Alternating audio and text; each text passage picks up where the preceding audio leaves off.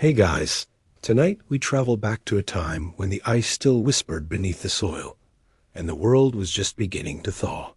Along forgotten riverbanks, where the fog hung like gauze and the air held the faint scent of melting snow, something gentle stirred. It was not a loud arrival, nor a sudden one, but a long exhale from the earth itself. The glaciers that once blanketed entire continents had begun to loosen their grip, and beneath their slow retreat, the soil sighed in quiet relief. Trees, silent for millennia, began to stretch upward with tentative grace. Water trickled through fresh channels. The land, for the first time in an age, listened to its own breath. Let's wander slowly into this world, together. Let us follow the hush of time as it unveils a quiet dawn, the kind of beginning that does not announce itself, but simply begins. The days were soft in that distant past, wrapped in layers of mist and the scent of ancient minerals. The snowmelt followed paths carved long ago by ice and time, weaving through smooth stones and sinking into the thirsty ground. Trees had not yet become forests, but they stood in slow formation, reaching cautiously into skies they hadn't touched in ages. The wind moved with patience, brushing against patches of moss and low green shoots emerging from soil that hadn't seen the sun in generations. Everything was new again, but nothing was hurried. Even the sky, pale and open, seemed to hold its breath as it watched the thawing unfold, moment by moment. Far from the rumblings of glaciers, there were clearings where silence lay heavy but kind. In these places, water pooled in dimples left by retreating ice, forming small lakes that reflected nothing but soft clouds and sky. The land had been shaped by cold, but now it welcomed warmth like an old friend. Steam rose from moist ground where sunbeams touched it for the first time in 1,000 years. A bird, perhaps the first in this place for ages, called out not with urgency, but with a song that belonged only to the morning. It was as if the world itself was being stirred gently from sleep. Not far from one of those quiet lakes, the ground held footprints. They weren't deep, but they were clear-pressed into the wet earth by something careful and alive. Someone had come.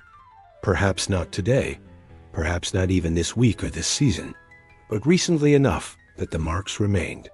The toes splayed wide, as if barefoot. The heel curved slightly. The spacing between each step told of slow walking, no rush, no fear, just presence. Whoever left them moved with awareness, as if listening to the wind and the mud and the silence all at once. This was a place to feel, not to conquer. The wind carried a chill, but it was no longer sharp. It moved over open fields and through low hollows, bringing with it the scent of pine and melting frost. A single feather turned gently in the breeze, caught on a brittle branch, soft and still. Beneath it, the ground was patchy with new green moss and thin blades of grass just beginning to emerge. There was a sense, here, of waiting, of possibility, of a chapter being opened in ink made not from letters, but from breath and leaf and melting water.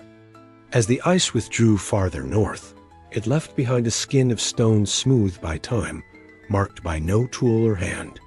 Some lay in rings, unintentionally formed, others in patterns only wind and water could explain. They held the warmth of the sun now, barely, but enough to be noticed. When touched, they were cool rather than cold, as if they remembered the glaciers but had begun to forget. In the hush of midday, shadows slipped across them, cast by young saplings that whispered in the gentle breeze. The streams had found their paths again.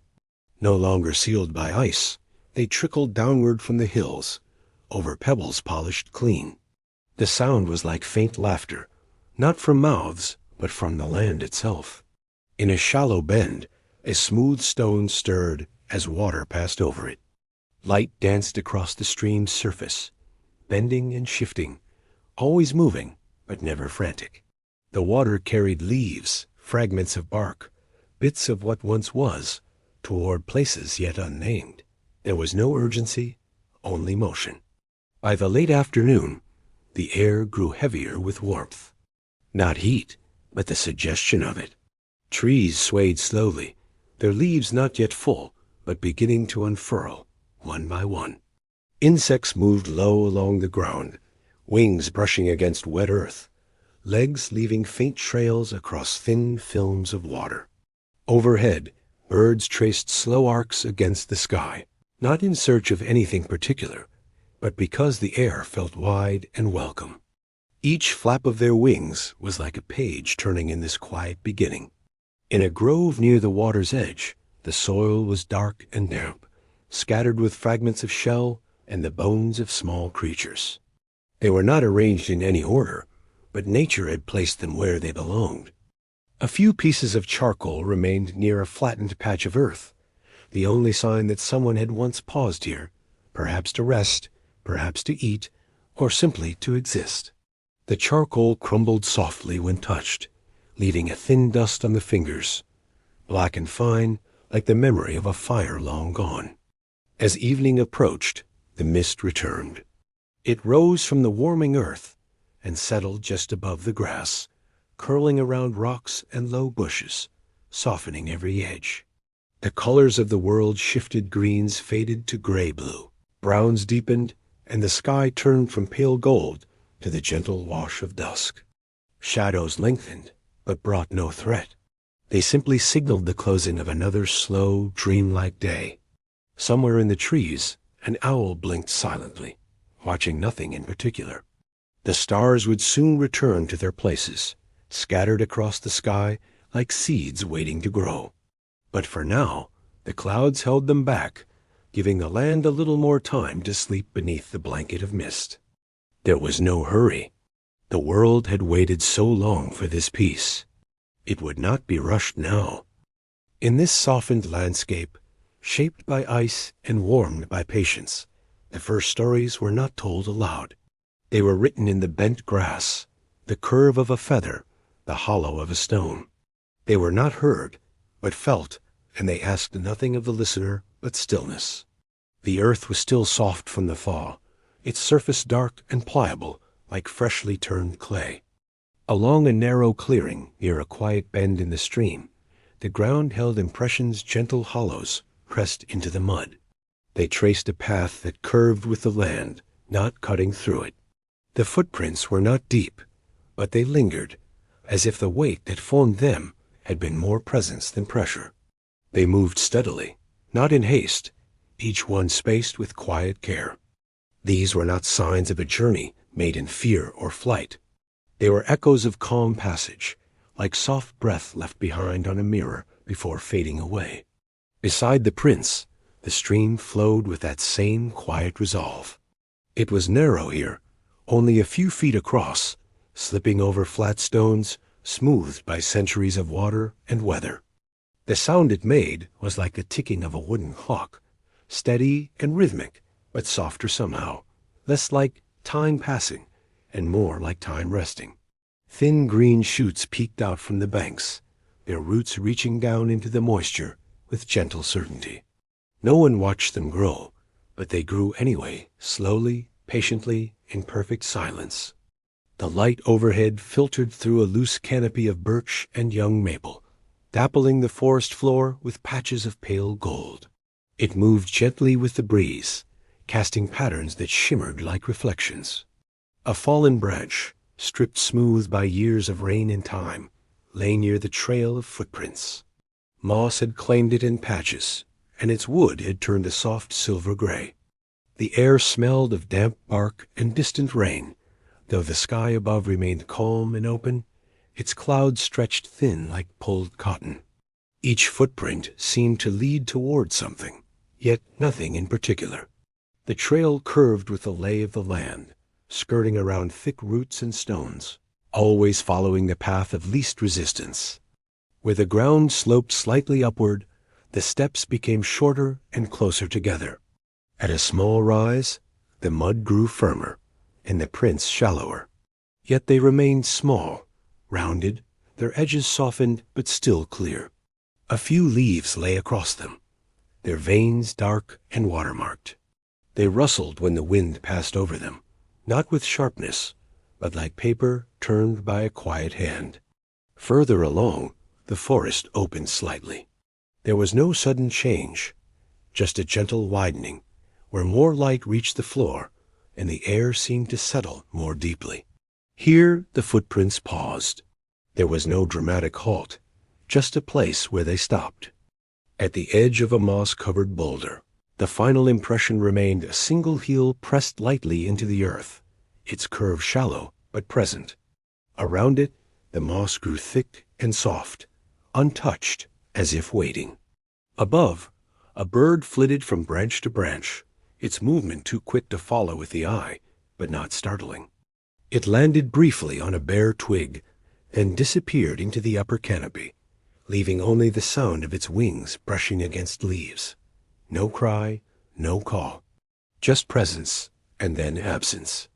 The breeze followed soon after, shifting the leaves slightly, making the light dance again, this time with longer shadows.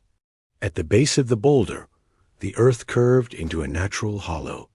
It might once have been the bed of a small pool, now dry, but still faintly damp. Pebbles lined its floor, smooth and various in color gray, white, deep red, and one the color of ash. They rested in quiet arrangement, as though placed gently by a slow-moving hand. Not arranged, but found. Among them lay a single pine needle, curved like a sleeping eyelash. The forest floor held no drama here, no markings of tools or signs of struggle. Just the long hush of time, drawn out across every surface. The bark on nearby trees had grown in spirals, their trunks wrapped in soft lichen the color of smoke. A spider's web caught a single droplet of water, not from rain, but from the air itself. It hung suspended, reflecting the filtered green light in a tiny world of its own. Nothing moved to disturb it. There was no need. In this corner of the woods, the silence was not empty. It was full of presence of things settled, things accepted. The footprints, the stones, the moss, even the air itself seemed to be in quiet agreement. No voices were needed.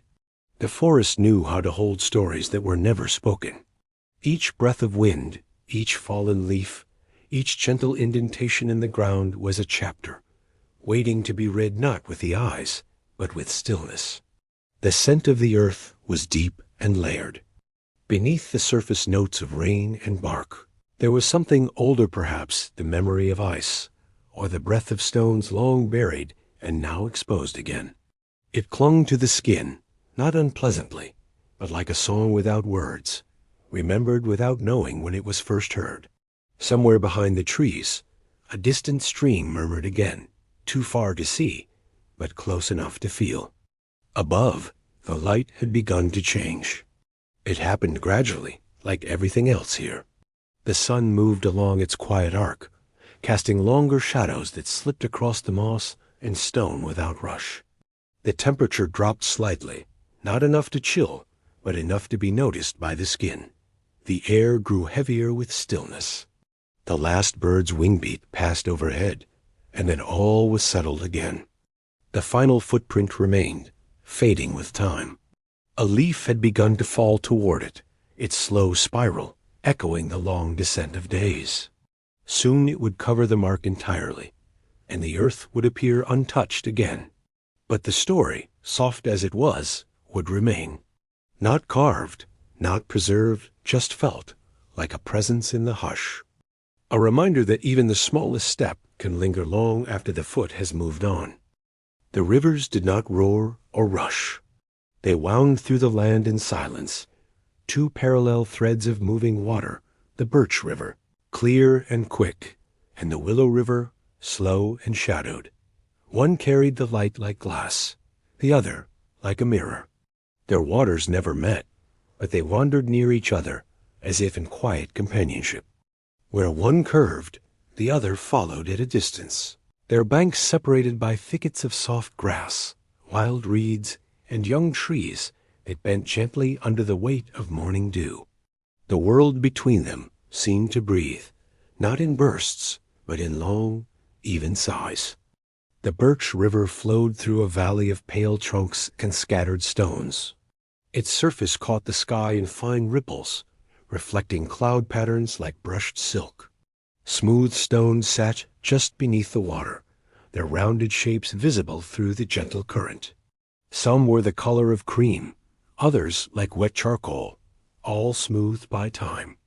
Along the edges, where the water lapped against the shore, tufts of wild clover grew, their leaves tilted upward as though listening. The air was light here, touched by the sweet scent of river mint and drying bark. Not far off, the Willow River passed under a canopy of drooping branches. The trees that grew along its banks were older, broader, their limbs bending toward the water as if in quiet thought.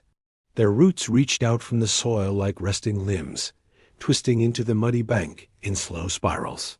The water here was darker, not from depth alone, but from the shadows above. It moved with less urgency, curling around fallen limbs and patches of lily pads. Its sound was different too, more of a hush than a murmur, like cloth moving across stone. Between the two rivers, the earth formed a quiet corridor, a place where the ground remained soft even in dry seasons, where animals passed without sound and plants grew in the shelter of dappled light. Low ferns lined the path, their fronds curling and uncurling slowly with the rhythm of the day. White flowers with petals, like small stars, opened in the filtered sunlight, swaying just slightly when the wind passed. Here, one could walk without footprints, the ground too gently springy to hold them for long. Each step was felt but not recorded. There were signs of quiet life in the margins. A feather, damp and pale gray, lay caught in a bend of grass near the water's edge. Its barbs were soft and slightly separated, as if it had just landed, but there was no bird in sight. Pine cone rested nearby, half opened, with its scales curled like sleeping fingers. Beneath a birch tree, a broken branch lay cushioned in moss, its bark peeled slightly at the tip, revealing the pale, scentless wood beneath. Nothing moved in haste. The entire space seemed to ask for stillness. In the early afternoon, light filtered through both rivers' canopies in changing angles. On the birch side, sunlight flickered between slender trunks, casting fine lines of brightness that danced on the stones. On the willow side, the light came in waves softened by the swaying of branches overhead. It appeared and disappeared gently, as if breathed in and out. Time felt loose here, not lost but softened, drawn out across each rustling leaf and lapping wave. The rivers made no effort to rush it. They simply let it pass as it would, without concern. A small rise in the ground revealed where the rivers came closest to one another. There, they passed within a short stretch of reeds and open air, the land like a narrow bridge between them. The sound of both currents could be heard at once, not clashing, but layering. The birch spoke in delicate trickles and soft splashes, while the willow whispered with low, continuous hums. Neither dominated. They coexisted the way breath and heartbeat do, independent, yet inseparable in the quiet of life. Along this narrow crossing, the soil was richest. Thick with moisture and shaded from strong wind, it held roots in a loose and gentle embrace. Wild mushrooms dotted the ground, their caps round and calm, in soft browns and ivory whites. Some leaned toward the willow, some toward the birch, as if listening to different stories. A dragonfly rested on a reed between them, its wings spread wide and unmoving, like panes of stained glass, held in place by a breath of wind. It did not stir, even as the shadows grew longer. The sky overhead remained open. A few pale clouds drifted across it, thin, high, and slow. The air held the scent of moss and distant pine, layered with hints of water and stone. A breeze passed from west to east, tracing its way along the river banks and rustling through the tall grasses like fingers along harp strings. The grasses moved, not in resistance, but in welcome. Each blade bowed and returned, over and over, as though remembering something. Late in the afternoon, the sun began to lean. Its light turned warmer, casting gold across the Birch River stones and soft orange along the Willow's glassy surface. Reflections lengthened.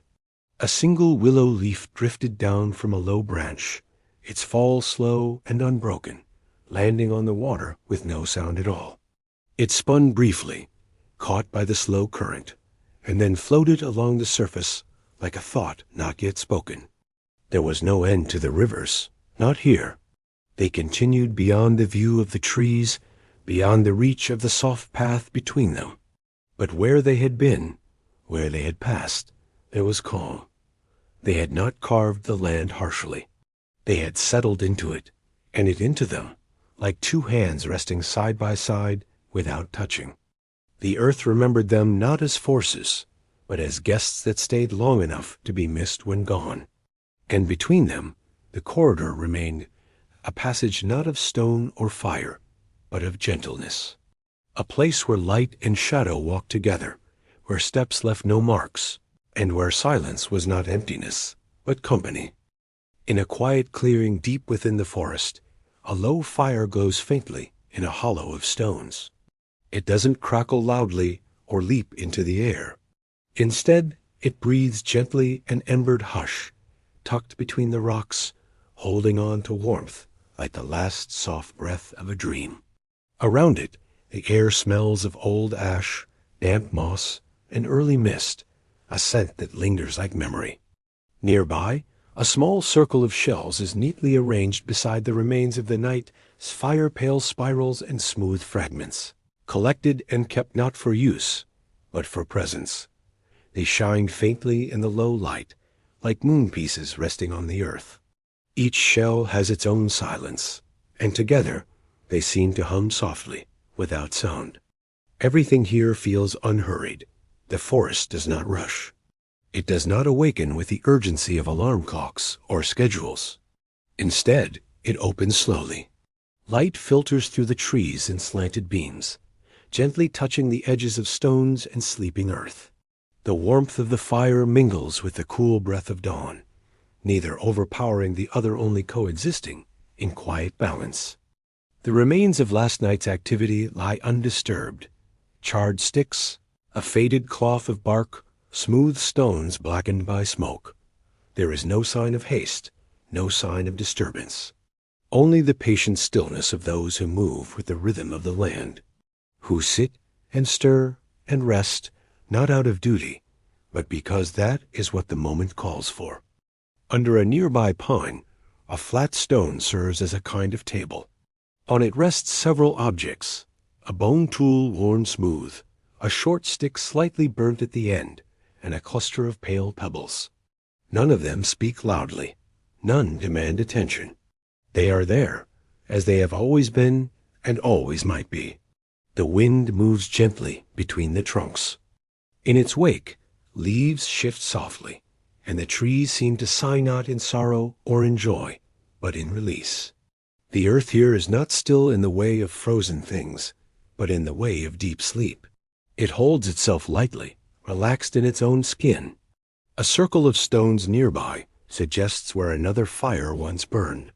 The ground within is darker, scented with the memory of smoke. Moss creeps up the sides of the stones, reclaiming them. But even in that slow return, there is no erasure, only layers of quiet use, soft as footsteps on old trails. No voices echo here. No footsteps break the calm. Only the distant, muted sounds of the forest bird song, wind against bark, the rare drop of water from a leaf to the earth below. If people are here, they are resting. If they breathe, it is in rhythm with the trees. Nothing calls attention to itself. Everything belongs. At the edge of the clearing, an old tree has hollowed out near its roots. Inside, someone once placed a small bundle dry grass, tied gently with twine, and a few feathers tucked into the fold. A place for safekeeping, perhaps, or a quiet offering. It doesn't matter which. It simply is. Every object here feels touched by care, not grand care, not ceremonial reverence, but quiet, daily attention, the kind that comes from living slowly, deliberately. The kind that leaves no sharp edges, no sudden noise-only marks in the earth, barely there, but always present. As the light grows, it catches on small carvings etched into a stone near the center of the camp. Faint lines softened by weather and time. Some look like hands. Others are too abstract to name. They aren't meant to be interpreted. They are meant to be witnessed, like echoes pressed into stone, too soft to hear, but impossible to forget. Near the hearth, a small pouch of crushed ochre lies open. Its contents, earthy red powder, cling to the edge of a smooth shell, as if someone had recently painted a line across a stone or onto skin. There is no pattern to decipher, no symbols to translate. Only a quiet motion, now finished, still lingering in the air. And still, the fire glows. The embers do not fade quickly. They dim gradually, like a breath held long and slow. This fire was not built in haste. It was tended, protected, a companion through the dark, now easing into rest. Around it, the forest stretches and the clearing breathes. A wooden ladle rests beside a small pot, its handle polished from long use. Inside, the last warmth of an herbal broth clings to the stoneware. Fragrant steam rises in curls that disappear almost instantly into the morning air. The scent is subtle mint, bark, maybe dried berries. Comfort, not feast. At the far edge of the space, beside a boulder covered in green lichen, a pair of footprints remains pressed into the soft dirt shallow, fading. They are not recent, but they have not yet disappeared. Like everything else here, they linger a little longer than expected, as if time has forgotten to push forward. If you listen closely, you can almost hear the settling of ash, the small shift of a stone, a tiny sigh of warmth leading the coals. All sounds too soft to be heard unless you're listening in stillness. There is no urgency here, no need to move or speak or change. This moment is whole as it is, held in balance between fire and mist, between waking and sleep. And somewhere in the branches overhead, light begins to flicker first as a shimmer, then a slow glow.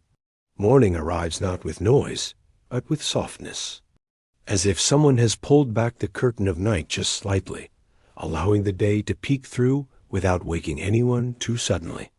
The shells still sit in their careful circle. The stones are warm to the touch.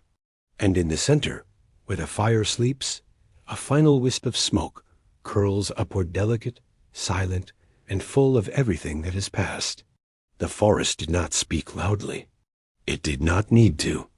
Under the towering pines, where sunlight filtered down in soft shafts, and the earth was thick with moss and fallen needles, life unfolded slowly in hushed rhythms. They moved without hurry, two figures, perhaps 3 bare feet pressing into the spongy floor, making no more noise than the wind through the branches above. Their breath was steady, their gestures unspoken. This was not a hunt, nor a ritual. It was simply the way one greeted the land in the morning. In each hand, they carried baskets woven from the supple strands of tree bark and soft roots, shaped carefully over the long seasons. The baskets had grown brittle at the rims, where sun and weather had left their marks. But still they held, as they always had. As hands reached out to touch each fern, to pause over each fallen seed, time stretched and bent like the boughs above them. There was no map here, no fixed path to follow. Just an understanding passed down not in words, but in footsteps of where certain plants tended to appear, of which slopes bore sweeter roots, of how some trees whispered of mushrooms near their base when the mornings were damp and cool. One stopped near the foot of an old pine, its trunk wider than a man's reach. Kneeling slowly, they brushed aside the moss to reveal a cluster of small red berries, half hidden by shadows and the feathery tips of last season's needles. Their fingers moved with care, not plucking, but choosing. Each berry was studied for ripeness, for signs of insects, for the quiet readiness that only experience could feel. Into the basket it went, then another, then none for a while. The forest gave, but not freely.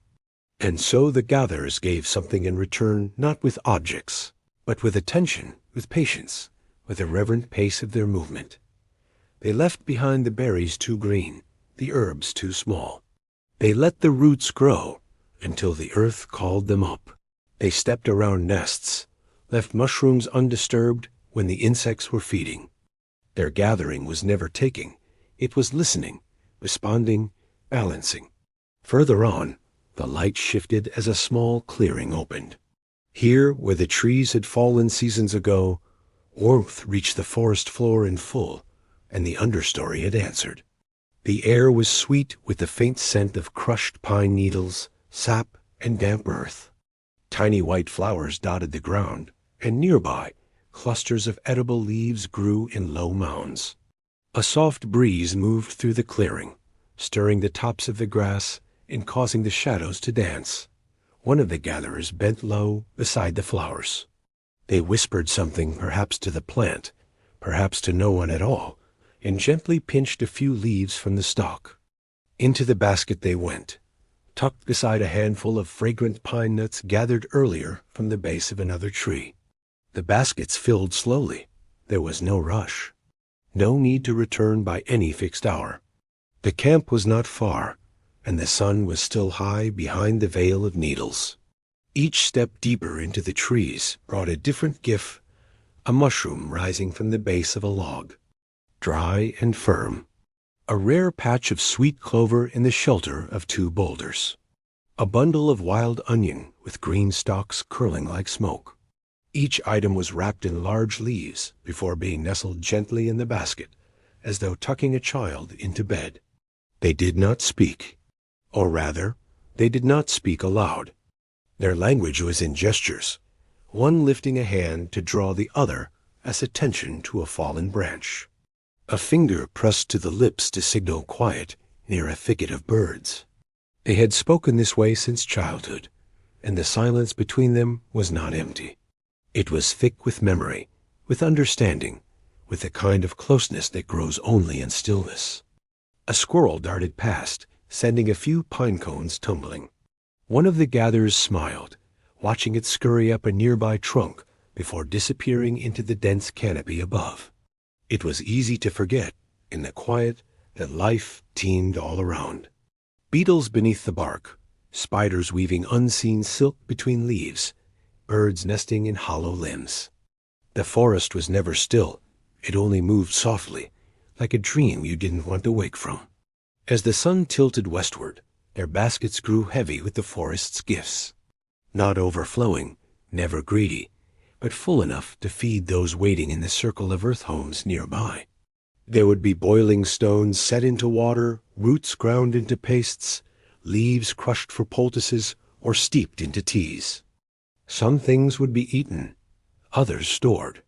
A few saved for the one who had fallen ill last moon, who still dreamed beneath a fur blanket near the fire. Before turning back, they paused near a fallen log covered in lichen and soft moss. One reached down, not to gather, but to rest a hand gently on its surface. It was warm from the sun and pulsing with slow-life tiny fungi blooming beneath the bark, ants making narrow trails along the grooves. The hand lingered for a breath longer, as if to say thank you, then lifted again. The walk home was just as quiet. They did not retrace their steps, but found a new path, a winding one, softer, more shaded. Along the way, they passed a small pool fed by a spring. They stooped to drink, cupping water in their palms and letting it trickle down their wrists. The water tasted of stone and time, cold, clean, and necessary. By the time the trees thinned and the distant smoke of the fire circle appeared through the low branches, the air had begun to cool.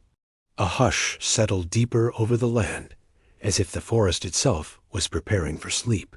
Still, the gatherers did not hurry.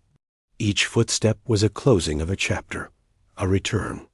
And in their baskets, wrapped in soft leaves and forest scents, was not just food, but memory, care, and the quiet continuation of a way of life that asked for nothing but attention and respect. No words were needed. The forest had heard everything. The first light of day did not come with a shout. It came in slow, quiet breaths, threads of silver sliding through the needles of tall trees, catching on dew-soaked leaves and resting softly on the skin of sleeping earth. A faint mist hung just above the ground, rising in curls from the cool soil, wrapping itself around the roots and low stones. It was neither thick nor heavy, just enough to make the world look as though it had not fully awakened, as though it still lay suspended between dream and memory. Among the scattered earth dwellings, small, round homes half sunk into the ground, their roofs blanketed with grass and woven branches. No one spoke, not yet. There was only the rustle of a blanket shifting, the sound of someone moving slowly, rising not with urgency, but with reverence for the morning's softness. The world would wait. Outside one of the dwellings, a thin plume of smoke began to rise from a sunken hearth. Its stones darkened with time and many winters. The fire beneath it had never truly gone out, not entirely. It had smoldered through the night, a small red core beneath the ash, breathing in silence. Now, with the touch of fresh kindling, it stirred again, glowing faintly like a memory returning. The smoke climbed lazily upward, meeting the mist halfway, and for a moment the two became one white and gray, twisting together in slow spirals, dissolving into the same still air. The scent was unmistakable: aged wood, charred pine cones, and the faintest trace of dry herbs that had been scattered among the coals. It was a scent that belonged here, woven into the earth, the homes, the woven blankets, the skin and hair of the people who lived by this fire. A figure moved quietly around the hearth, gathering smooth stones that had been set aside the night before. These stones, warmed gradually in the fire, would later be used to boil water, to prepare roots softened during yesterday's gathering. The figure's movements were careful, never rushed. Each stone was turned slowly, tested by touch, then placed with precision into a shallow clay basin beside the fire. Nearby, bundles of dried herbs hung from the branches of a leaning wooden frame, swaying gently as the morning breeze stirred the smoke. They had names whispered and remembered, but here they were not spoken aloud. Their identity lived in the scent they gave, the way they crumbled when touched, the quiet comfort they brought when steeped in warm water or pressed to a wound. Inside one of the homes, light slipped in through a hole at the roof's peak, where smoke would rise and dreams might escape. It fell across the fur-lined floor in a soft beam, revealing a low shelf carved into the dirt wall, holding small vessels made from clay and hollowed wood. A few held dried berries, others powdered bark. Each had been shaped by hand, sun-dried, fire-hardened, and kept close like memory. A child, still wrapped in a blanket, stirred and sat up slowly, watching the dust dance in the golden light. There was no call to hurry. The morning would unfold at its own pace. Outside, more fires were awakening. One by one, hearths gave off thin trails of smoke, rising gently above the low rooftops, blending into the high branches overhead. From a distance, the camp looked as though it were breathing soft puffs of life, rising from the forest floor into the morning air. Farther off, someone moved toward the stream that ran just beyond the trees, carrying a shallow vessel carved from wood. The stream was still in shadow, its surface smooth and dark, disturbed only by the soft landing of a leaf or the quiet sip of a bird. Kneeling at the bank, they dipped the vessel beneath the water and waited. The stream offered itself slowly, rippling gently, cool against their fingers. When the bowl was full, they stood, turned, and walked silently back. There was something sacred about this hour. Not sacred in the way of ceremony or chance, but in stillness, in the way breath slowed and footsteps softened. Even the wind seemed to respect the silence, choosing only to stir the edges of the mist, not push it away. One home had a basket of tubers set near the entrance, collected during the last sun-filled afternoon. A few of them had been peeled, revealing their pale, smooth flesh beneath the rough skin. Now, as the fire grew stronger, they were wrapped in broad leaves and set gently near the coals to cook. The scent that followed was earthy and sweet, mingling with the wood smoke and softening the air. Nothing loud happened. No sudden sounds or sharp movements. Only the rhythmic cracking of firewood, the occasional flutter of wings as a bird passed low overhead, the faint trickle of water from the stream. Even the voices, when they finally came, were soft and low tones that matched the landscape, as if to not disturb the balance of mist and smoke. There were signs of others, waking now, blankets shaken and folded, baskets opened, the muted sound of grinding stone against stone from within one of the homes. Somewhere, the light clink of a clay vessel being set down. All of it formed a kind of music, quiet, unhurried, and complete. As the sun lifted a little higher, shafts of light pierced through the trees, cutting across the camp in golden lines. The smoke, still rising, caught this light and turned it into something almost visible, a pale veil that hung above the hearths, glowing gently before fading into the sky. The mist began to thin. It had done its work, kept the world soft for just a little longer.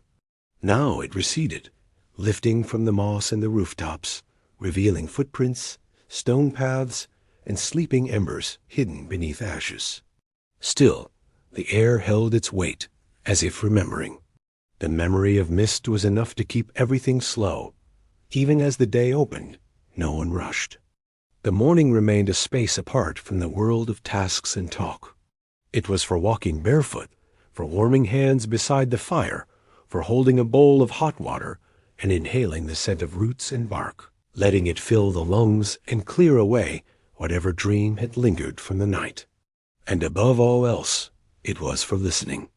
Not to speech, but to the sound of smoke rising, the hush of leaves underfoot, and the soft call of the forest as it too welcomed the day.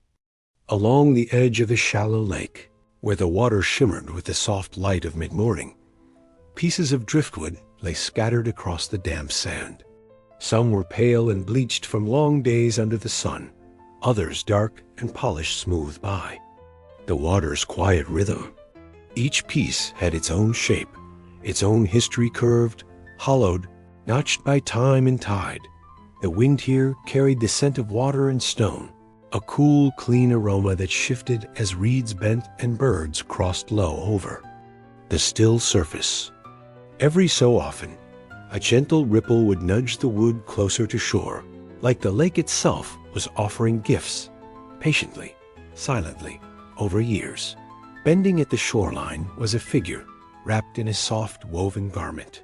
Their hands were steady movements, slow. They examined the wood with careful fingers, feeling for grain and weight, listening not with ears, but through touch. Some pieces would be taken, not many, only those that felt ready to serve a new purpose. The rest would remain, resting where they had arrived. Nearby, on a flat patch of ground, lay tools already in the making. Smooth river stones, rounded, dark gray, some with edges worn into faint curves, were arranged in a careful circle. These were not tools of urgency or defense. They were tools of shaping, of soft carving, of preparing food and fiber and kindling. Their edges had been gently worked by hand, slowly, until the stone seemed to remember its new form. The sun rose higher, casting light that warmed the ground and glinted off water. Small insects hovered in the air, their flight lazy and directionless, tracing loops between cattails and low bushes. The world held no tension here, only the quiet intent of creation. Sitting on a mat woven from reeds, the figure began to work. A length of driftwood was held in one hand, while the other lifted. A flat, oval-shaped stone. The first strokes were not sharp. They were soft taps, felt more than heard, barely louder than the sound of wind rushing through the sedges. Bit by bit, the wood changed. A rough end was smoothed. A curve was deepened. A natural notch became the start of a handle. Every movement was part of something larger, but there was no rush to finish. The work was not just about the result. It was about being here, in this moment, listening to the rhythm of touch against wood, stone against grain. A basket sat nearby, half filled with shaped pieces waiting for finishing. Some would become digging sticks for unearthing roots. Others, spatulas for turning food in stone bowls. A few, with slots carved for small flakes of obsidian, would be bound with sinew to become cutting tools, not for harm, but for harvesting bark, slicing herbs. Preparing meals. There was comfort in this quiet repetition. The body remembered what the mind did not need to say. Hands shaped, turned, adjusted, feeling the shift in weight, the way the material responded. A pause would come not from weariness, but to observe, to breathe, to listen. In that pause, the sound of the lake returned, the hush of water against sand, the distant croak of a frog, the echo of wings overhead. Now and then, the figure would look up, not to measure time, but to notice the clouds drifting lazily above. A line of ants, carrying something across a stone, the shadow of a fish beneath the lake's clear surface. Life continued in its many forms, each movement as slow and deliberate as their own. At the edge of the clearing stood a leaning tree, its bark worn and moss-streaked. From one of its lower branches hung a bundle of sinew and fibers, twisted and cured, waiting to be used. These would soon tie blade to handle, bind cracked wood, secure baskets, hold the world gently together. Closer to the tree, more stones lay in shallow grooves, carved into a slab of granite. Some were used to grind dried herbs into powder. Others had flattened edges for smoothing wood, polishing clay, or pressing bark. Their surfaces were worn by years of contact, not worn out, but worn in, like favorite paths in the forest or the shape of sleeping places in earth-lined homes. A second figure arrived quietly, stepping lightly on the ground, as if not to disturb anything still dreaming. They carried with them a bundle wrapped in cloth, other materials gathered from the forest, pine pitch, strands of bark, and several small stones shaped by the river. They exchanged no words. A glance, a shared stillness, a nod toward the work already done. Together they sat, each returning to their rhythm. The sound of crafting returned, gentle grinding, the rustle of fabric, the soft whistle of breath through parted lips. They did not need to speak to understand what was being made. Each piece had a story written in the lines of the wood, the curves of the stone, the way it sat in the hand. These tools would not be sold or traded. They would be used, passed down, left behind, found again. They would gather traces of meals cooked, earth dug, fires tended. They would become part of the story of this place. Over time, the sun moved higher. Shadows shortened. The light changed, growing warmer, pressing gently against the skin. A breeze from across the water brought a coolness that balanced the warmth, and with it came the scent of sweetgrass from somewhere farther down the shore. A lull came in the work, not because anything was finished, but because it was time to rest. The tools were placed gently into a shallow bowl lined with leaves, covered lightly with cloth. The hands that had worked so patiently now stretched, brushed away wood dust, dipped fingers into a small bowl of water, and brought them to the lips. One by one, the makers stood, brushing off their garments, walking slowly toward the trees. They would return later, or tomorrow. The lake would wait. The driftwood would still arrive with the tide. The stones would still hold their shapes. Everything here moved on a different clock, not one of seconds or tasks, but of seasons, of the slow shaping of time through wind, water, and quiet hands. And as the tools rested in their basket, and the driftwood waited patiently along the shore, the forest once again grew still. The soft sound of waves returned to fill the silence, and the light danced gently across the surface of the lake, just as it always had. The morning air held a quiet coolness, not cold, but fresh, the kind that lingered just above the skin like a soft shawl. Above the tree canopy, the sky was pale and open, clouds drifting slowly like leaves on water. But down here, in the understory, where ferns grew tall and tangled, the world felt much closer. There was a path, not one made by tools or cleared with intention, but one shaped by time. Barely visible at first glance, it wound gently between the stalks of ancient ferns, pressed into the damp earth by footsteps that had passed this way long ago, and then again, slowly, over the seasons. The ground was springy beneath each step, layered with years of fallen leaves, softened by moss, shadowed by fronds. Following this path was not about reaching a destination. It was about the motion itself, the quiet of movement through a place that did not ask to be hurried. Each step was taken with care, not out of fear, but out of reverence for the hush that surrounded everything. The ferns towered on either side, their leaves arching overhead like slow, green waves. Some were delicate and feathery, brushing against clothing and skin with a whisper. Others were broad and waxy, casting soft shadows on the trail. Drops of dew clung to their tips, catching the filtered sunlight and turning it into fleeting stars dot as the path meandered deeper. The sounds of the outer world faded. There were no voices here, only the rustle of leaves stirred by passing wind, the occasional flutter of wings in the branches above, and the distant tap of a woodpecker working into an old trunk. Even those sounds came not with intrusion, but as gentle reminders of presence life, unfolding softly all around. Moving forward, one would pass patches of mushrooms growing at the base of fallen logs. Some were pale like ivory, others deep brown or red, their caps curled or flat, their stalks barely lifting them from the leaf-littered ground.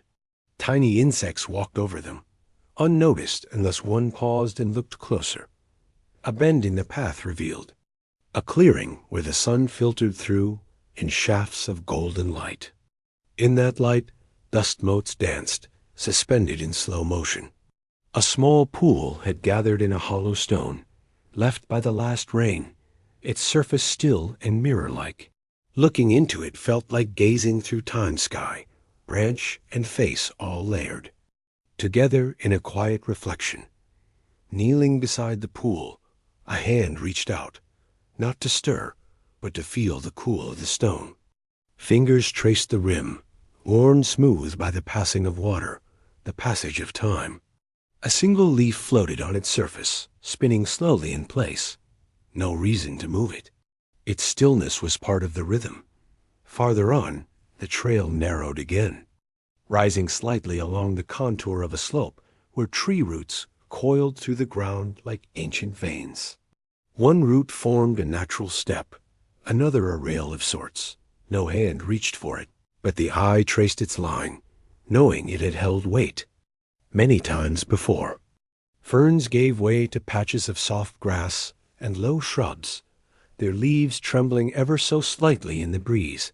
Down at one spot along the path, a fallen tree rested sideways, hollowed by time. Moss had claimed its back, bright green and pillowy, dotted with white spores. Inside the trunk, where bark had pulled away, a colony of small insects moved with calm order, unseen by most, but vital in their quiet world. The forest here was not wild in the way stories sometimes told. It was not dangerous or tangled or forbidding. It was thoughtful, gentle.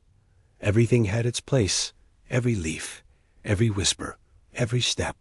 Stopping for a moment, one could close their eyes and simply breathe.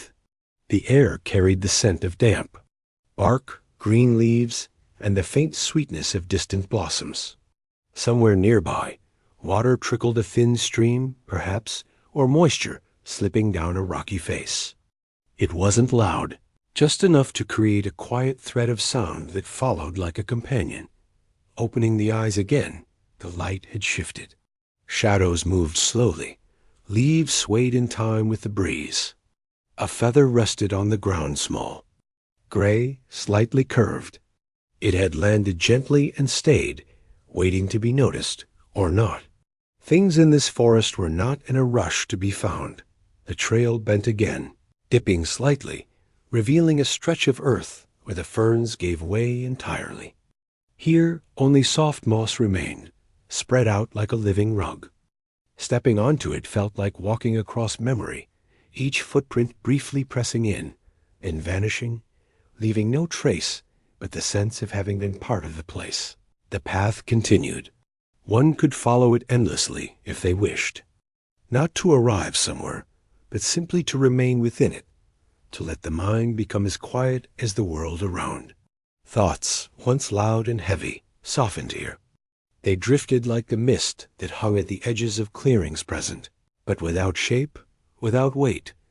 A fallen branch lay across the path, and it was stepped over gently, as if not to wake it. Ahead, the forest opened just a little, and there was a circle of stones, almost hidden beneath the undergrowth. Perhaps it had once been a fire ring, or perhaps it had never been touched by flame, only arranged for reasons now forgotten. Whatever its purpose, it rested peacefully now, claimed by moss and shadow. Beside the stones, a flat rock invited a moment's rest. Sitting here, the forest wrapped itself quietly around the body like a soft cloak. Nothing needed to be said. Even the breeze seemed to hush, as if in respect for the stillness. The ferns swayed in long, slow arcs, never quite still, never quite hurried. Looking up through the canopy, patches of sky peeked through, pale and patient. A bird passed overhead, silent in flight, gliding between the trees before disappearing into the green beyond that time here, didn't tick or press forward. It circled, it breathed.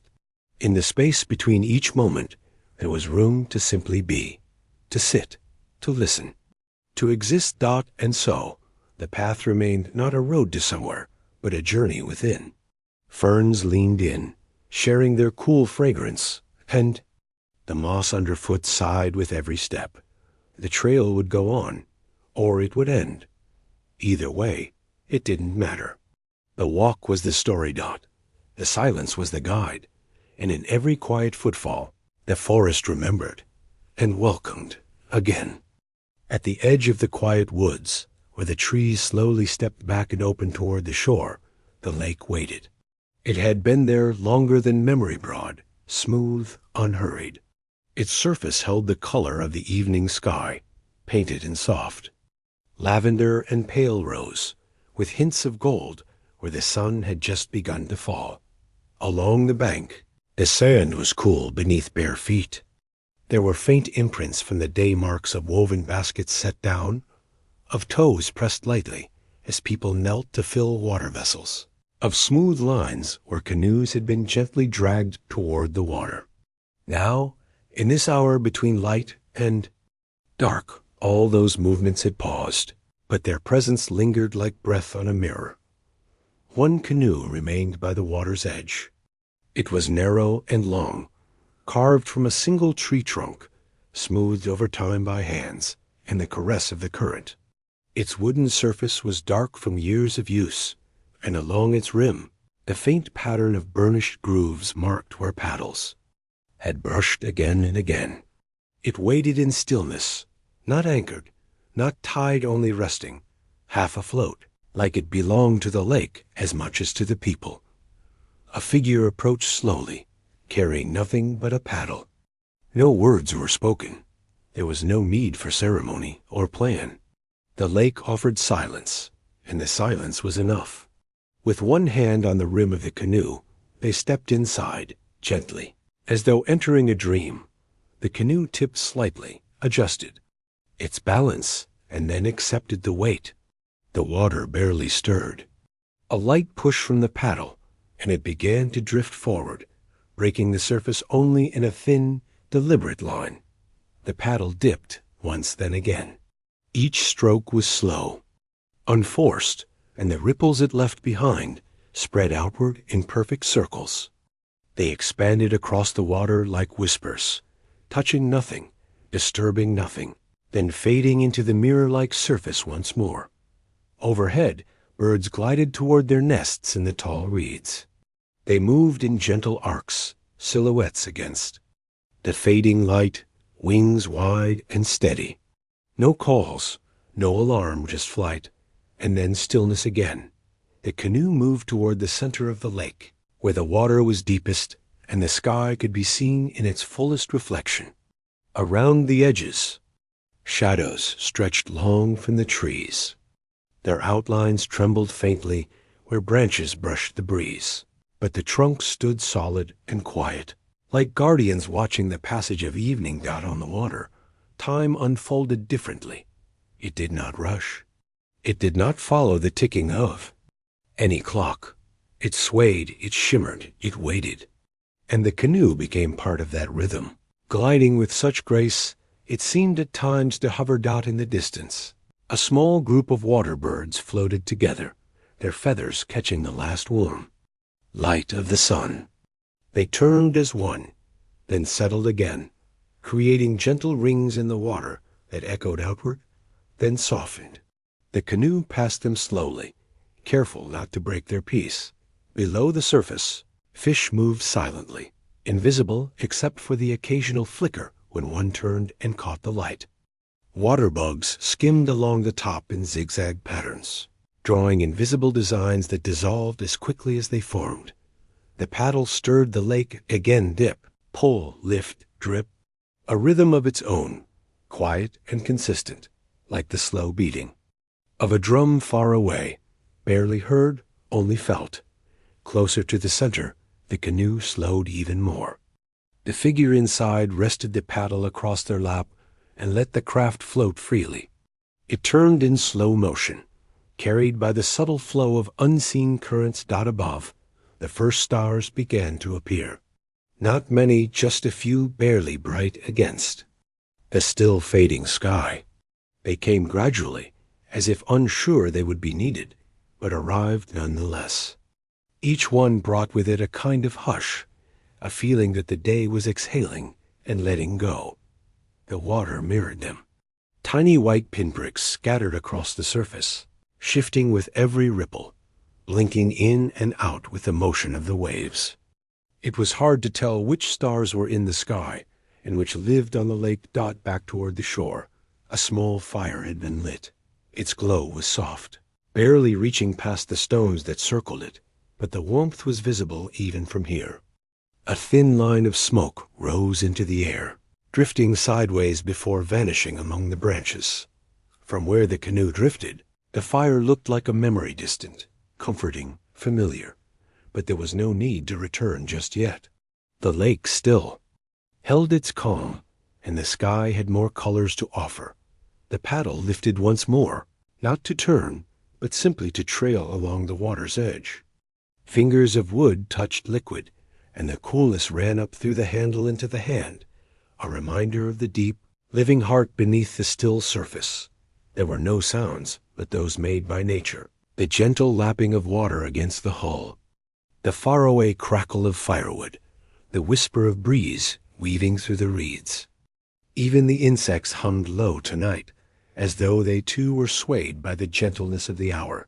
The canoe began its slow return, not in a straight line, but in a broad curve, following the pull of the water and the angle of the wind. No rush, no urgency, only motion, only ease. The stars now multiplied, filling the sky with quiet light. The moon had not yet risen, but the dusk was generous in its glow. The trees on the far shore were now only outlines, black shapes softened by distance. Wrapped in the calm of night. Near the bank, the figure rested the paddle once more. The canoe slowed, then brushed against the sand with a sound like a sigh. One foot stepped into the shallows, stirring a brief swirl of water, then stilled. Back on land, the fire crackled softly, and the forest around it remained watchful and kind. The canoe stayed by the shore, tethered by nothing but stillness, and over the lake, ripples from the journey slowly disappeared into glass. Evening had settled fully now, wrapping the land in its long shadows and smoky air. A deep hush blanketed the earth, not silence exactly, but a quiet filled with texture-crackling wood, shifting leaves, the occasional soft exhale from someone. Near the fire, farther from the lake and beneath a low slope covered in moss and long grass, there was a shallow pit in the earth.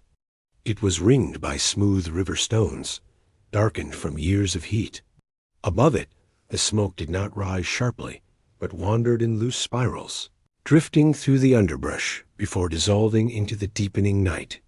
This was the oven, not made, with bricks or iron, not shaped by anything but hands, heat, and habit. It had always been here, or felt like it. A place where time softened and slowed, where the flames knew how to hold steady, and the earth remembered how to warm food gently. Deeply dotted around the pit, a group had gathered, though no words passed between them. There was no need. The steps were known, the movements familiar. Quiet hands, quiet minds, a quiet kind of purpose. Bundles of roots and tubers gathered earlier in the day lay wrapped in layers of green leaves. The leaves had been moistened to keep the heat in, and thin cords of bark or twisted grass held everything closed. When touched, the roots were still cool from the shade where they'd been stored, but soon they would give themselves to the earth's warmth. One by one, the bundles were placed into the pit. The coals had burned down low, no longer fiery, but steady and glowing. The stones still held heat from before sundown, and as the leaves touched them, they let out a faint hiss of steam, then settled. More layers of leaves came next, followed by earth dark, rich, and smelling faintly of rain and smoke. It was scooped, gently, patted into place with bare hands, not packed tight, but closed well enough to let the warmth linger through the night. The oven was sealed, and the world around it exhaled slowly. From the outside, it looked like nothing, just a mound of dirt in a quiet patch of land. But underneath, something was changing. The fire's memory lingered, and the roots inside began their transformation, not rushed, not boiled, not burned, but softened in the slowest, most forgiving way. Nearby, someone sat with a woven bowl in their lap, slicing small herbs into pieces no larger than a whisper. The motion was fluid, unthinking. Leaves fell like threads into the bowl, their fragrance rising earthy, clean, a little sharp. These would be added later, once the meal was ready to be uncovered. The stars overhead blinked on, one by one. There was no moon tonight, only the gentle shimmer of constellations and the soft orange of fires tucked in corners of the woods.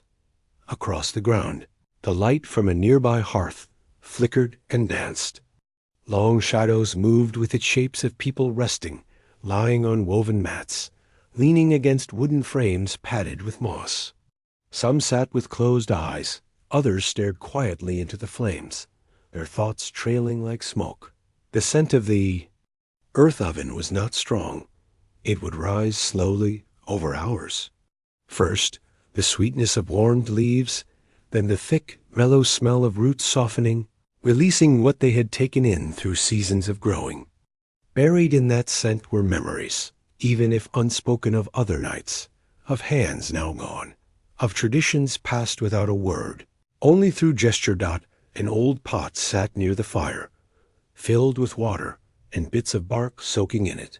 The bark darkened, the water to a rich brown, and as it heated, the scent of it added to the air slightly bitter, warm, grounding. A tea of sorts, not meant for energy or alertness, but for rest. Crickets sang from the edges of the clearing. Their rhythm was steady and slow, a song without climax, a lullaby meant for the land rather than the people. Occasionally, the breeze shifted, and the steam from the teapot mingled with the scent of soil and smoldering ash, weaving them all into one soft breath. Hours passed. But in this place, time did not count by numbers or bells. It flowed instead through changes in light, in air, in the feeling of the ground beneath one's body. When the stones had cooled, and the dirt above the oven no longer felt warm to the touch. They began to uncover it. The earth was lifted away, gently, as though disturbing a nest. And the leaves, still damp in places, but dried at the edges. And beneath them, the bundles of food, now soft and darkened, steam curling up from their seams. One was opened, and a pale golden root slid free, its surface glistening, its skin wrinkled from the heat. A thumb pressed into it. It gave way easily. Another was split open, revealing a rich orange color inside, tender and warm. The herbs were sprinkled over them, adding sharpness and green. A few bowls were filled, not many, just enough for those. Nearby, there was no rush to eat. The food held its warmth. The fire nearby still glowed, and the night continued its slow drift toward dawn. A bite taken soft, sweet, slightly smoky. Another. The roots required little chewing, and the flavors were familiar in a way words could not explain. Not excitement. Not novelty, just a feeling of returning to something already known, already trusted. Dot around the pit. No one spoke. A few smiled gently, their eyes low, their bodies relaxed. Some leaned back to look at the stars again, still cradling their bowls. Others sat cross-legged, wrapped in shawls of bark fiber or fur, their breaths steady. When the food was finished, the bowls were rinsed with a little water and left to dry on a flat stone near the fire. The remaining roots were wrapped again and set aside to be eaten in the morning or shared later with others. The earth oven, now empty, was left open to cool. Its stones lay bare, faintly glowing in the darkness. Steam still drifted from them in wisps, curling upward like dreams rising, and as the night stretched on, long and low, the fire dimmed. The bodies settled deeper into stillness, and the land, once again, held everything in a soft, slow embrace. Night had fallen gently, as if on a deep breath let out after a long and patient day. The forest held stillness in its branches. The fire at the heart of the camp had been reduced to a slow-breathing glow embers curling in upon themselves, whispering to the cool earth beneath. A ring of stone surrounded it, still warm to the touch, though their brightness had long dimmed. Nothing stirred. The hills rose all around, undisturbed silhouettes beneath a sky now fully dressed in starlight. Their curves were smooth and ancient, blanketed in soft brush and sleeping trees. They had seen much, and tonight, as with all quiet, nights they simply watched Dot above them. Stars blinked into clarity, one by one. There were no clouds to interrupt them, only the deep ink of night, wrapping the sky in its slow fabric.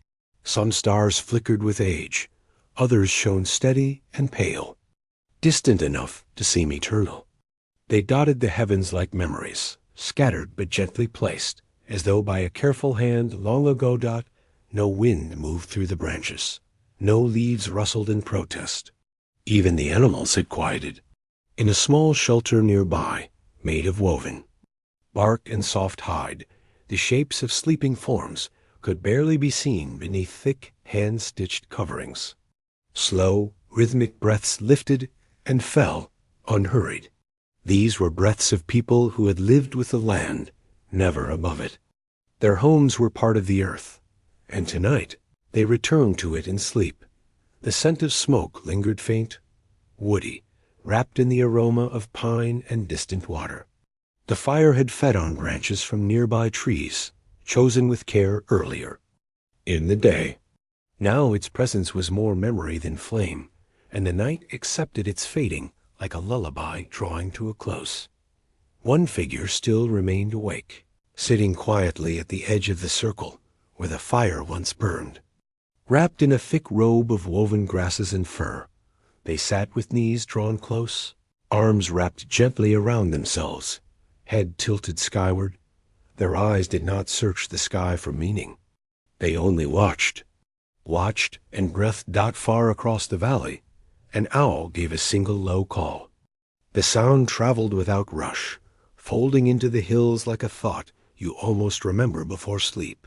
Its wings never appeared, only the sound deep, low, and final. Then the silence returned. The land was so still that time itself seemed to slow, as though waiting alongside the figure by the fire. Even the river, winding at the foot of the hill, moved in near silence. It traced its path through reeds and smooth stones, murmuring softly as it passed. The water's surface reflected the stars above, making it seem as though a second sky rested below. Occasionally, a firefly flickered in the shadows near the trees, its light a brief, golden heartbeat in the dark. It would blink once, then twice, before drifting away, vanishing into the stillness like a forgotten dream. These lights, though small, held something sacred life in motion. Within the quiet, the soil beneath the figure's feet was damp with the coolness of night. Moss grew thick here, layered over roots and small stones. When pressed by a palm, it gave way gently, like memory softened by time. The ground was not hard. It welcomed rest. Even now, it felt as though it was inviting the last waking soul to lie down and become part of its stillness. Not far from the fire's remains, a low ridge lifted slightly above the camp. At its top, several stones had been placed in a gentle circle, perhaps long ago, perhaps only recently. No one had spoken about them. They did not need to. Their presence was enough. The stones faced the horizon, where the moon had begun its slow rise. Its light slid across their surfaces like silver breath, drawing shadows that stretched, then softened, then disappeared altogether. In the shelter, one child stirred but did not wake. A hand, perhaps a mother's, perhaps a sibling's, reached out in sleep and rested gently over them. The child's breath slowed again, and quiet returned. Beyond the ridge, the pines stood like sentinels, tall and unmoving. Their tips pointed skyward, as though listening to the stars. Among them, tiny movements might have stirred a fox weaving through fallen needles, or a rabbit shifting beneath a bush, but none broke the silence. These were nighttime things, moving with the hush, not against it. At last, the figure by the fire let their bodies settle. Slowly, with no sound, they leaned back onto a blanket, woven from soft bark fiber and lined with the faded scent of old cedar. And earth, the moss beneath, added its own quiet welcome. A breath escaped them, long, deep, and heavy with the stillness of the night. It did not hurry back. Their arms folded under their head, cradling it like a final thought before sleep. There. Gaze stayed with the stars above. Nothing had shifted. The stars remained fixed in their gentle rhythm, scattered across the dark velvet sky, as if placed there by a memory too ancient to name.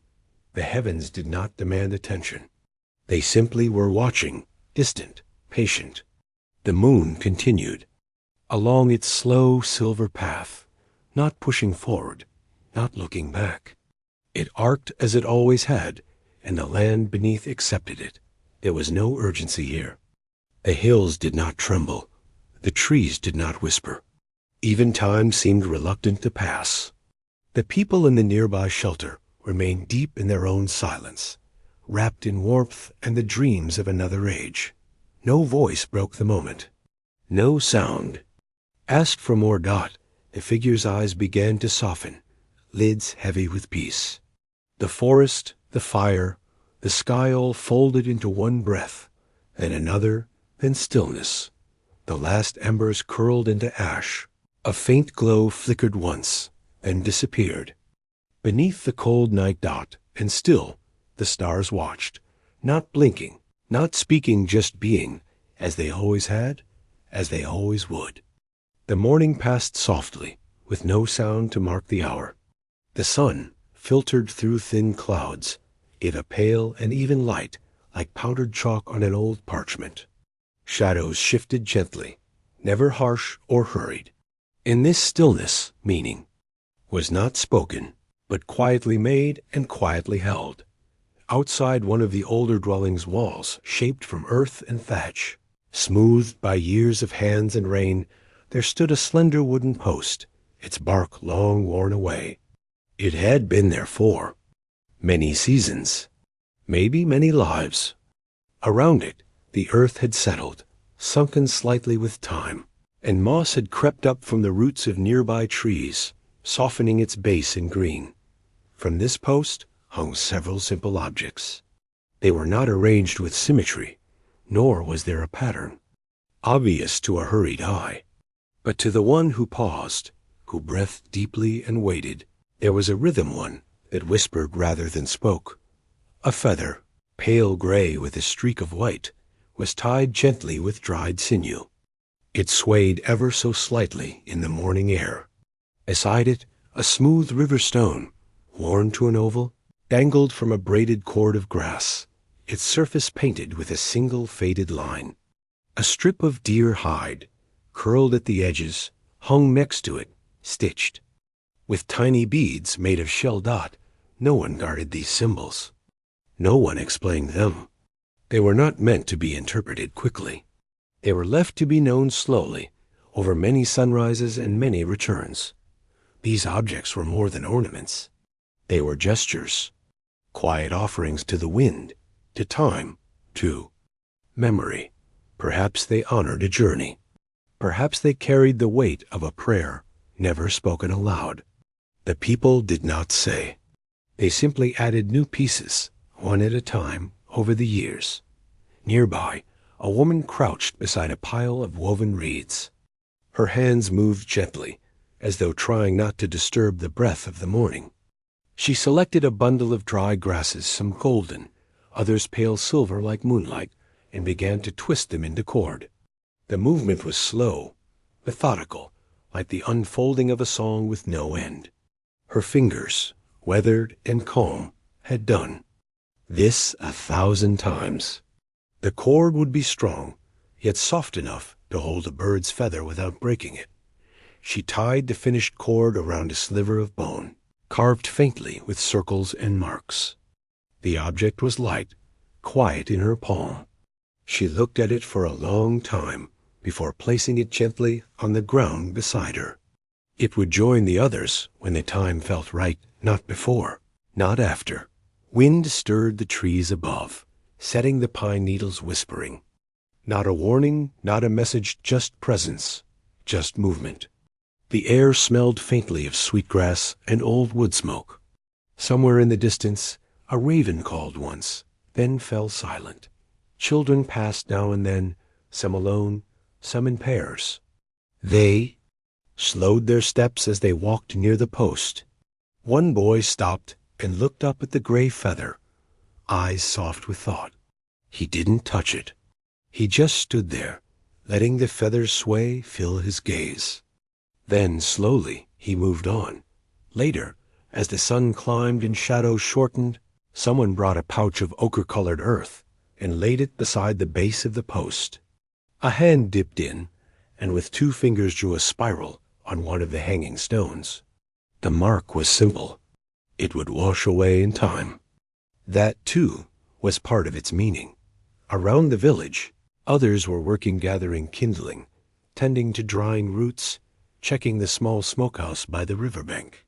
But near the post, the rhythm was different. There was no task to be finished, no timeline. The place asked for nothing. It only received dot as afternoon settled in. The light grew warmer, and the stone surfaces of the objects seemed to glow faintly. The woman who had braided the cord earlier returned with a thin wooden rod. She carved a line into it with a piece of flint, then another, and another, forming not letters, but shapes only she understood. She pressed the rod into the soil beneath the post and let it stand, unmarked by explanation. A dog wandered in as the afternoon deepened, its steps slow and unhurried. It circled twice, then lowered itself onto the packed earth, resting its chin on its front paws. Its ears flicked gently at the soft rustling of leaves, but its eyes remained half-closed, caught somewhere between waking and sleep. Even its breath steady. and deep seemed to join in the stillness that settled over this space, as though it too understood the silence dot in this place, meaning lived not in words, but in quiet acts, and how gently the feathers turned with the breeze, in the sway of grass touched by wind, in the pause before a hand tied a knot or left a stone. These small gestures formed a kind of language, all their own, spoken not aloud, but through attention, patience, and presence. They asked for no audience, only witness. Each object on the post, every feather, stone, thread, and carved stick held something more than its surface. They were fragments of memory, pieces of time caught in the act of being remembered. One could visit again and again, never quite grasp their meaning, yet still feel its shape deep in the chest. Not logic, something quieter, more enduring dot, as dusk unfurled across the land. Light turned golden, then amber, then deep rust. Shadows grew long, pulling across the soil like threads of dark water. The feather danced a little more with each breeze. The stones touched gently, the way voices might hum a farewell. That no one came to light a fire, but warmth remained, held not in flame, but in the hush of memory. As the sun slipped beyond the hills, the post stood still, like a dream easing. Into night, not gone, only resting. The mist arrived quietly before the sun, draping itself over the ground like a thin silver veil. It gathered in low places, curled around tree trunks, and softened every edge of the waking world. In the valley where the people had settled, the air was so still that every movement became part of the mist's breath, slow, measured, and silent. They came before dawn. One by one, they emerged from low shelters made of woven branches and grass, each figure moving as though called not by urgency, but by memory. Their footfalls were soft and unhurried, disturbing neither the dew nor the silence. No one spoke. There was nothing to explain. Only the presence mattered. Dot at the center of the clearing. A ring of stones surrounded the faint remains of a night fire ash and the charred bones of wood still holding a whisper of heat. Around this center they gathered in a wide circle, sitting cross-legged on woven mats or the cool ground itself. No one led, and no one followed. The circle did not belong to anyone, and so it belonged to all. Birdsong came slowly, thin notes threading through branches overhead. A sparrow called once, then twice. Somewhere further off, a thrush answered. The morning seemed to wait for this exchange before waking fully. Above the trees, the first light broke across the tops of distant hills, not yet strong enough to burn. Through the mist, but enough to turn it a shade of pale gold. Still, no one spoke. Some had brought small bundles, tokens wrapped in cloth or bound with twine. A carved stick, a smooth river stone, a feather pressed between bark and leather. These were placed gently on the ground in front of each person, not offered or displayed, but simply placed. They would remain there for the duration of the gathering. Part of the circle's quiet breath. A woman traced the rim of a bowl with her finger, slow circles that never broke rhythm. A man beside her held a long reed between his fingers, turning it gently, as if listening to the weight of it. A child leaned against her elder's shoulder, eyes barely open, absorbing the stillness through skin and breath. This was not ceremony in the way outsiders might name it. It was not a ritual written in rules or chants. It was deeper than that. Older, something that belonged to the space between the sky and the earth. Between sleep and waking. Dot in this silence, meaning grew. Not meaning born of language, but of being together in the same air, under the same trees, breathing the same mist. The space between each figure was not empty, but full of what was unspoken, of shared memory, of quiet presence. Time did not press forward here. It stretched outward in all directions, like rings in water. A breeze came from the north, slight and cool, stirring the edges of mats and the loose ends of braids. The smoke from the night fire had all but disappeared. But now, with the shifting air, it lifted once more thin and wavering, like a thread unwinding from a distant pass dot. No one turned to look at it. Yet all noticed. The breeze passed, and the smoke fell again, folding into the ash like breath returning to the body. A hush deeper than before settled in the circle. The birds went quiet again, and even the leaves seemed to hold still. The sun rose gently now, no longer hidden by the low hills. It cast pale light across the faces in the circle-touching skin, reflecting off beads and worn stone. Eyes closed or half-closed against the brightness, but no one moved to shield themselves. They simply sat, letting the light arrive in its own way, on its own time. A man reached to the ground and picked up his stone, holding it for a moment before laying it back down. Another person followed, lifting her small token wood carved with spirals and pressing it to her chest. Around the circle, hands moved not in unison, but in rhythm, each gesture connected by the same breath of warning. They were remembering, not in thought but in presence, and still no one spoke. The mist began to lift. Slowly at first, and then with more certainty. It peeled away from the ground, retreated from the branches, opened a window to the blue sky above.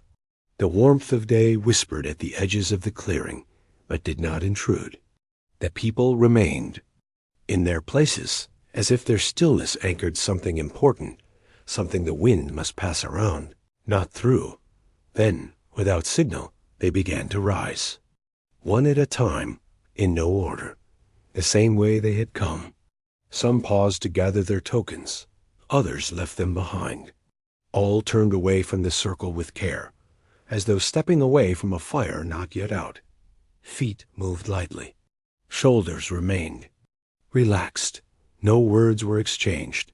The clearing emptied with the same quiet grace as mist retreating beneath the warming sun.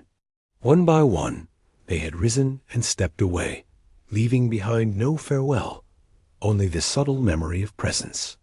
The ground bore faint traces of their gathering gentle depressions in the dew-covered earth, the soft outlines where mats had rested, and the lingering warmth where bodies had once been still. These signs, like breath on glass, would soon vanish. Stones, silent and steady, remained. Their circle held the memory of the moment, not as a monument, but as a gentle echo. They did not speak, but they remembered. Birdsong returned slowly, as if testing the space. A single note, then a response. Gradually, the trees filled with sound again, light, spiraling melodies that rose into the clearing. The hush of the morning lifted, replaced by the murmurs of day. Sunlight now spilled freely into the valley, brushing the tops of ferns and branches. With gold, the mist had nearly vanished, leaving behind a freshness in the air. In the distance, someone moved beneath the trees, their steps light, perhaps gathering leaves, perhaps readying a morning meal. There was no rush.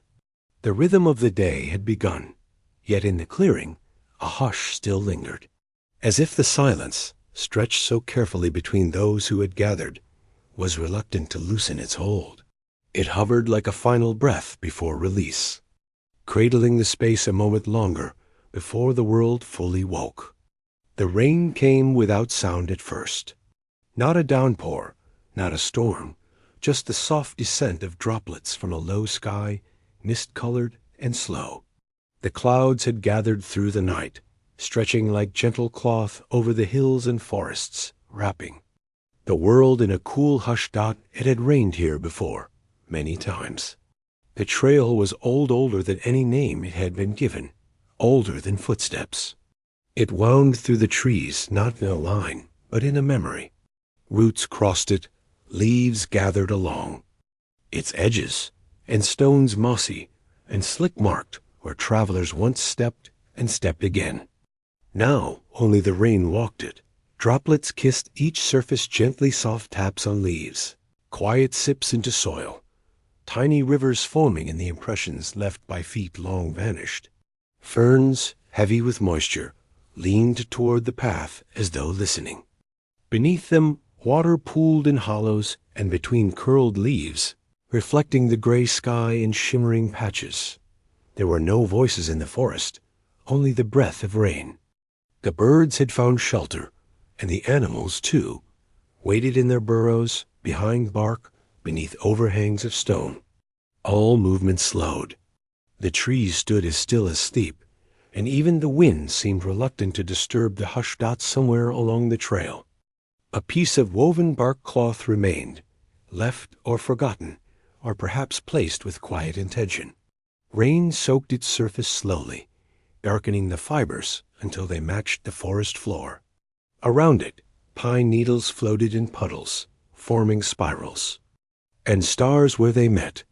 This path had once carried those searching for roots, for berries, for signs in the earth. It had known the weight of baskets full and the careful tread of bare feet.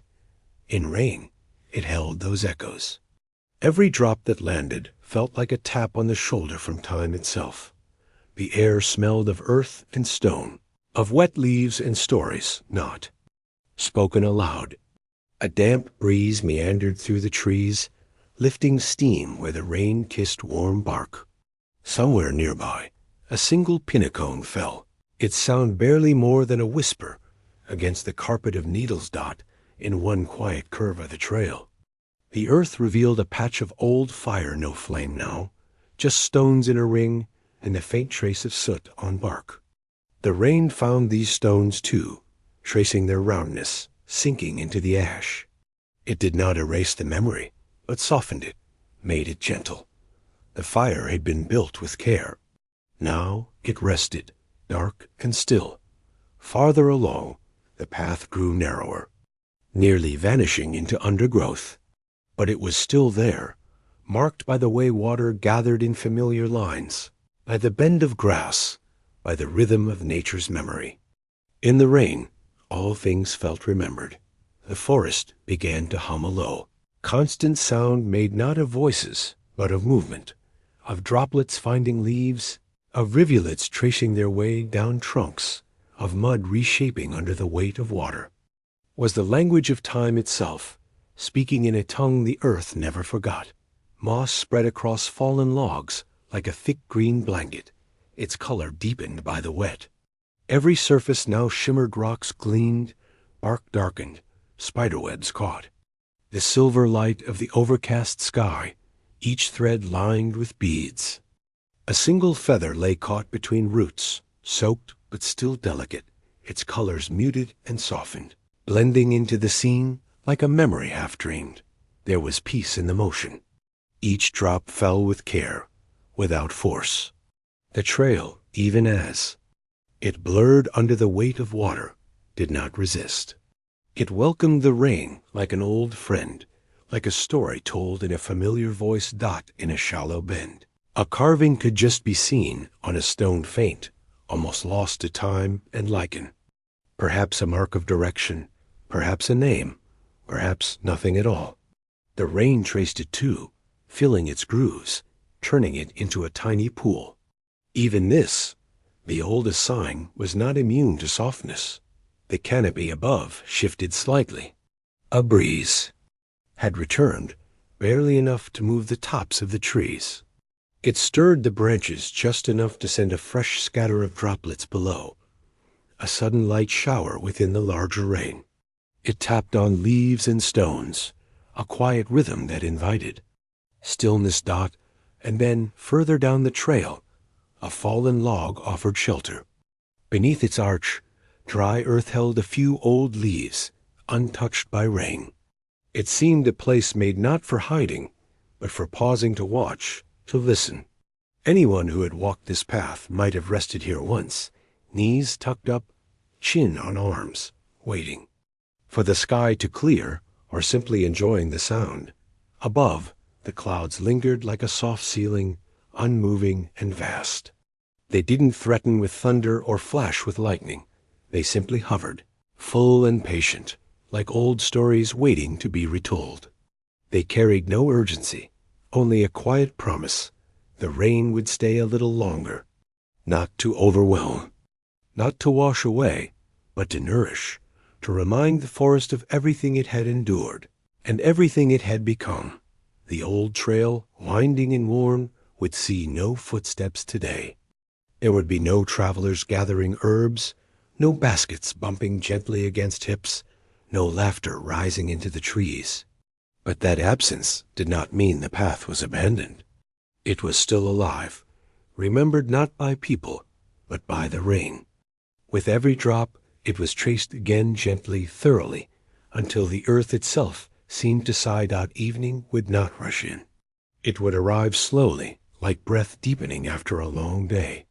The air would grow cool, touched with the scent of wet, bark, stone, and moss. A faint fog might roll down the slopes, curling along roots and stones like a shawl. In the circle of the old fire pit, the stones, now damp and dark, would lose the last of their stored warmth. Somewhere nearby, small animals would stir from burrows, blinking at the mist. And yet, for now, the forest remained perfectly still, not silent, but listening. The rain fell in a quiet, constant rhythm, a lullaby, shaped by sky and gravity. The trees leaned into it. The ground opened itself to receive. Everything accepted the moment, without resistance. And beneath it all, along the old trail, memory lived not in words or images, but in feeling, in rhythm, in rain, always gentle, always present. The river ran low and clear, its waters winding through smooth, worn stones like a soft breath through parted lips. The banks were lined with reeds and tall grasses, bending with the breeze, but never breaking. There was no rush to this place, no need for purpose or destination. The river flowed because it had always flowed. The stones rested because they had always rested. Flat stones, round stones, stones the color of dusk and ash and bone. Each one had its place, tucked into the bed of the stream, as if the water itself had chosen exactly where to leave them. Over time, the current had polished them smooth, removing every jagged edge until only softness remained. When the water passed over and between them, it made a quiet music, clicks and whispers and gurgles too faint to name. A few larger rocks broke the surface here and there, creating tiny eddies that curled in gentle spirals. In the shallows, minnows flicked like silver slivers of light, darting in unison before vanishing into shadow. Fallen leaves had gathered at the edges, turning the water amber in patches where sunlight passed through the trees. Near the river's edge, tufts of wildflowers swayed, not vibrant, not demanding, just small and soft, colors muted by the overcast light. Lavender, ivory, pale blue. The sort of flowers that never called attention to themselves, but always seemed to belong. Above, the sky was open and pale, with clouds that moved like thought, slow, uncertain, but always drifting. The wind moved through the trees with a sigh, shaking loose the scent of bark and green things. It touched everything, even the surface of the river, brushing tiny ripples. Across its mirror-like calm there was a rhythm here, not of time, but of presence, of being in this place and letting the world unfold. A person could sit by this river and hear more than water. They could hear memory, echoing in the small, round clatter of stones beneath the current. They could hear the wind whisper across grass, as if telling an old story in a language made of breath. The air was cool, but not cold. It carried with it the feeling of early spring, or late fall, something in between. When the world hesitates before moving again, the trees had not yet dropped all their leaves. Some still clung to the highest branches, trembling gently. Others had drifted down, and now lay across the trail like forgotten pages of a book, curling at the edges.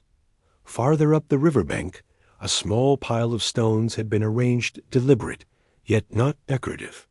They stood stacked in a quiet balance, neither precarious nor perfect. Perhaps someone had placed them there long ago, or perhaps they had settled like that on their own. Either way, they held still, as if listening. A breeze passed, and the grasses whispered once more. It moved through cattails, sending their soft heads nodding. It stirred the surface of the water and lifted a single feather from the ground. The feather floated briefly, then settled again near the water's edge. Everything in this place was light, not weightless, but gentle. Even the sounds, the hush of wind, the trickle of water, the occasional creak of an old tree spoke softly. There was no need to raise one's voice, no need to disturb the stillness that held the river and its banks like a slow exhale. A deer had passed here earlier. Its tracks were faint, nearly erased by the morning mist and the delicate drift of time. Only someone paying very close attention would notice the slight press of hoof against earth. And even then, they might choose not to follow only to acknowledge, to accept the presence and let it pass. As the day drifted on, the light shifted. The river began to reflect the color of the sky, tinged slightly gold at the edges, as if holding the warmth of an unseen sun. The stones shone faintly in that light, like coins forgotten in a fountain. Some were warm to the touch, others cool and damp. All were still. Someone might come here to gather stones, not to take them, but to arrange them, to lay them gently in patterns known only to their hands and thoughts. Circles, lines, spiral shapes meant not for display, but for expression, as if speaking to the earth through arrangement, as if saying, "I am here, and I listen," and the earth would answer, not in words, but in the way the breeze quieted, in the hush of wings passing above, in the scent of water, mineral and clean. A bird called once in the distance, a long, fluted note that echoed and then disappeared. Another answered softer from deeper in the woods. Then nothing, just the river again and the low murmur of wind. The afternoon unfolded without urgency. Light filtered through the trees, dappling the stones in shifting shapes. No 2 moments were the same. It all felt like part of one gentle motion, like waves rising and falling across time. Eventually, the wind began to sing, not in melody, but in tone, a low, constant hum that seemed to come from everywhere at once. It passed through tall grasses, made reeds lean and sway, and teased at the surface of the river. The stones beneath responded with small, subtle clicks, like a lullaby. Made of stone and water and air, this song would last until dusk or maybe longer. It did not need a beginning or an end. It simply was. And those who came to sit by this river, those who stayed long enough to stop thinking and begin listening, would feel something open in them, something loosen, uncoil, the kind of calm that didn't arrive all at once, but gathered, quietly like mist, like wind, like the patient click of stones in the stream. They would sit still, and the river would speak. Not loudly, never loudly, but always truly. And the song would stay with them, long after they'd risen, long after they'd returned to other places. The river would keep singing. The wind would keep remembering. The stones would keep listening. And the forest, ever still, would hold them all. The forest deepened as the path wandered west, weaving through tall, old cedar trees whose roots clutched the earth like the fingers of memory. Their trunks stood thick and straight, draped in long veils of moss, green and silver, and always slightly damp. The air here was cooler, shaded and slow, carrying with it the scent of ancient wood, wet bark, and leaf mold, a quiet perfume of time. There was no wind in this grove, only the hush of stillness, the kind that settles when even the birds pause their songs. The sky above showed only in glimpses slivers of pale light between layered branches. Yet the grove didn't feel dark. It felt wrapped, enclosed gently in a soft hush, like being inside a cedar-scented breath. Moss blanketed the forest floor in thick, deep carpets. It muffled every sound, cradling fallen twigs and stones as if protecting them from time. Ferns grew low and wide in the half-light, their fronds curled and feathered. Every surface seemed soft-rounded by time, quieted by moisture, slowed by the lack of hurry. Even fallen trees lay peacefully, covered in fungi and lichen. Becoming part of the story, instead of breaking from a dot in the center of the grove, was a shallow depression filled with soft needles, cedar cones and patches of stone. At some time, long ago, this place may have been used for gathering or for silence. The evidence of presence remained not in tools or markings, but in the way the space seemed to welcome pause. It drew the eye gently, like a memory one doesn't remember forming, only feeling. A few stones lined the edge of this hollow, half-sunken and smooth by centuries. They formed no strict pattern, no visible symbol, and yet their placement felt deliberate, as though each one had once been chosen and set down by someone who knew how to listen to the ground. A single feather lay there gray, curled slightly at the tip. Not recent, but not forgotten either. It moved only when the smallest shift of air passed through, as if reminding the moment to breathe slowly. The light overhead changed almost imperceptibly. The sun had begun its slow descent, though it touched this grove only rarely. Still, a warmer tone entered the atmosphere, filtering in soft golden strokes between cedar boughs. The kind of light that doesn't dazzle or announce itself, but seeps gently into skin and thought. Someone had left a bundle here once. Nothing of importance in the usual sense. No valuables, no offerings. Just a few pieces of worn cloth, bound with fiber string, tucked in the crook of a tree root. It had become part of the forest now, softened by time and rain. The cloth was moss-streaked and faintly green, and the string no longer held firm. Still, it rested in place, undisturbed. Nearby, water moved, not a river, not even a creek. A seep, a slow, steady flow that emerged from under a large stone and trickled down over roots and leaves before vanishing into the moss. It sang no song. It whispered only in the smallest voice water can have, but its presence was felt. Moisture hung in the air, cool and gentle on the skin, and the forest, ancient and undemanding, embraced it all. It was not a place of action. Not anymore. It was a place where movement happened without being seen, where life continued quietly in the hidden corners in the burrow of a vole, in the slow crawl of a beetle across bark, in the silent opening of spores beneath the log. Everything here moved in rhythms too slow for the eye, but not too slow for the heart. Time passed differently beneath the cedar sky, not in hours or moments, but in soft pulses like the slow inhale of a resting breath. There was no before. After here, only a long and gentle now. Even memory itself seemed softened. Thoughts drifted more than formed, floating in and out like mist between trees. Once in a while, a single cedar cone would fall, striking the ground with a sound almost too soft to hear. It would roll slightly, settle, and join the many others. Already at rest. It was not an event, only part of the pattern. No need to notice, and yet the forest always did. Far above, ravens circled slowly, barely beating their wings. They moved in wide, drifting loops through the sky beyond the trees, visible only in the brief openings where the canopy broke. Their cries were distant, softened by the layers of green. One could not tell if they called to one another or simply to the air.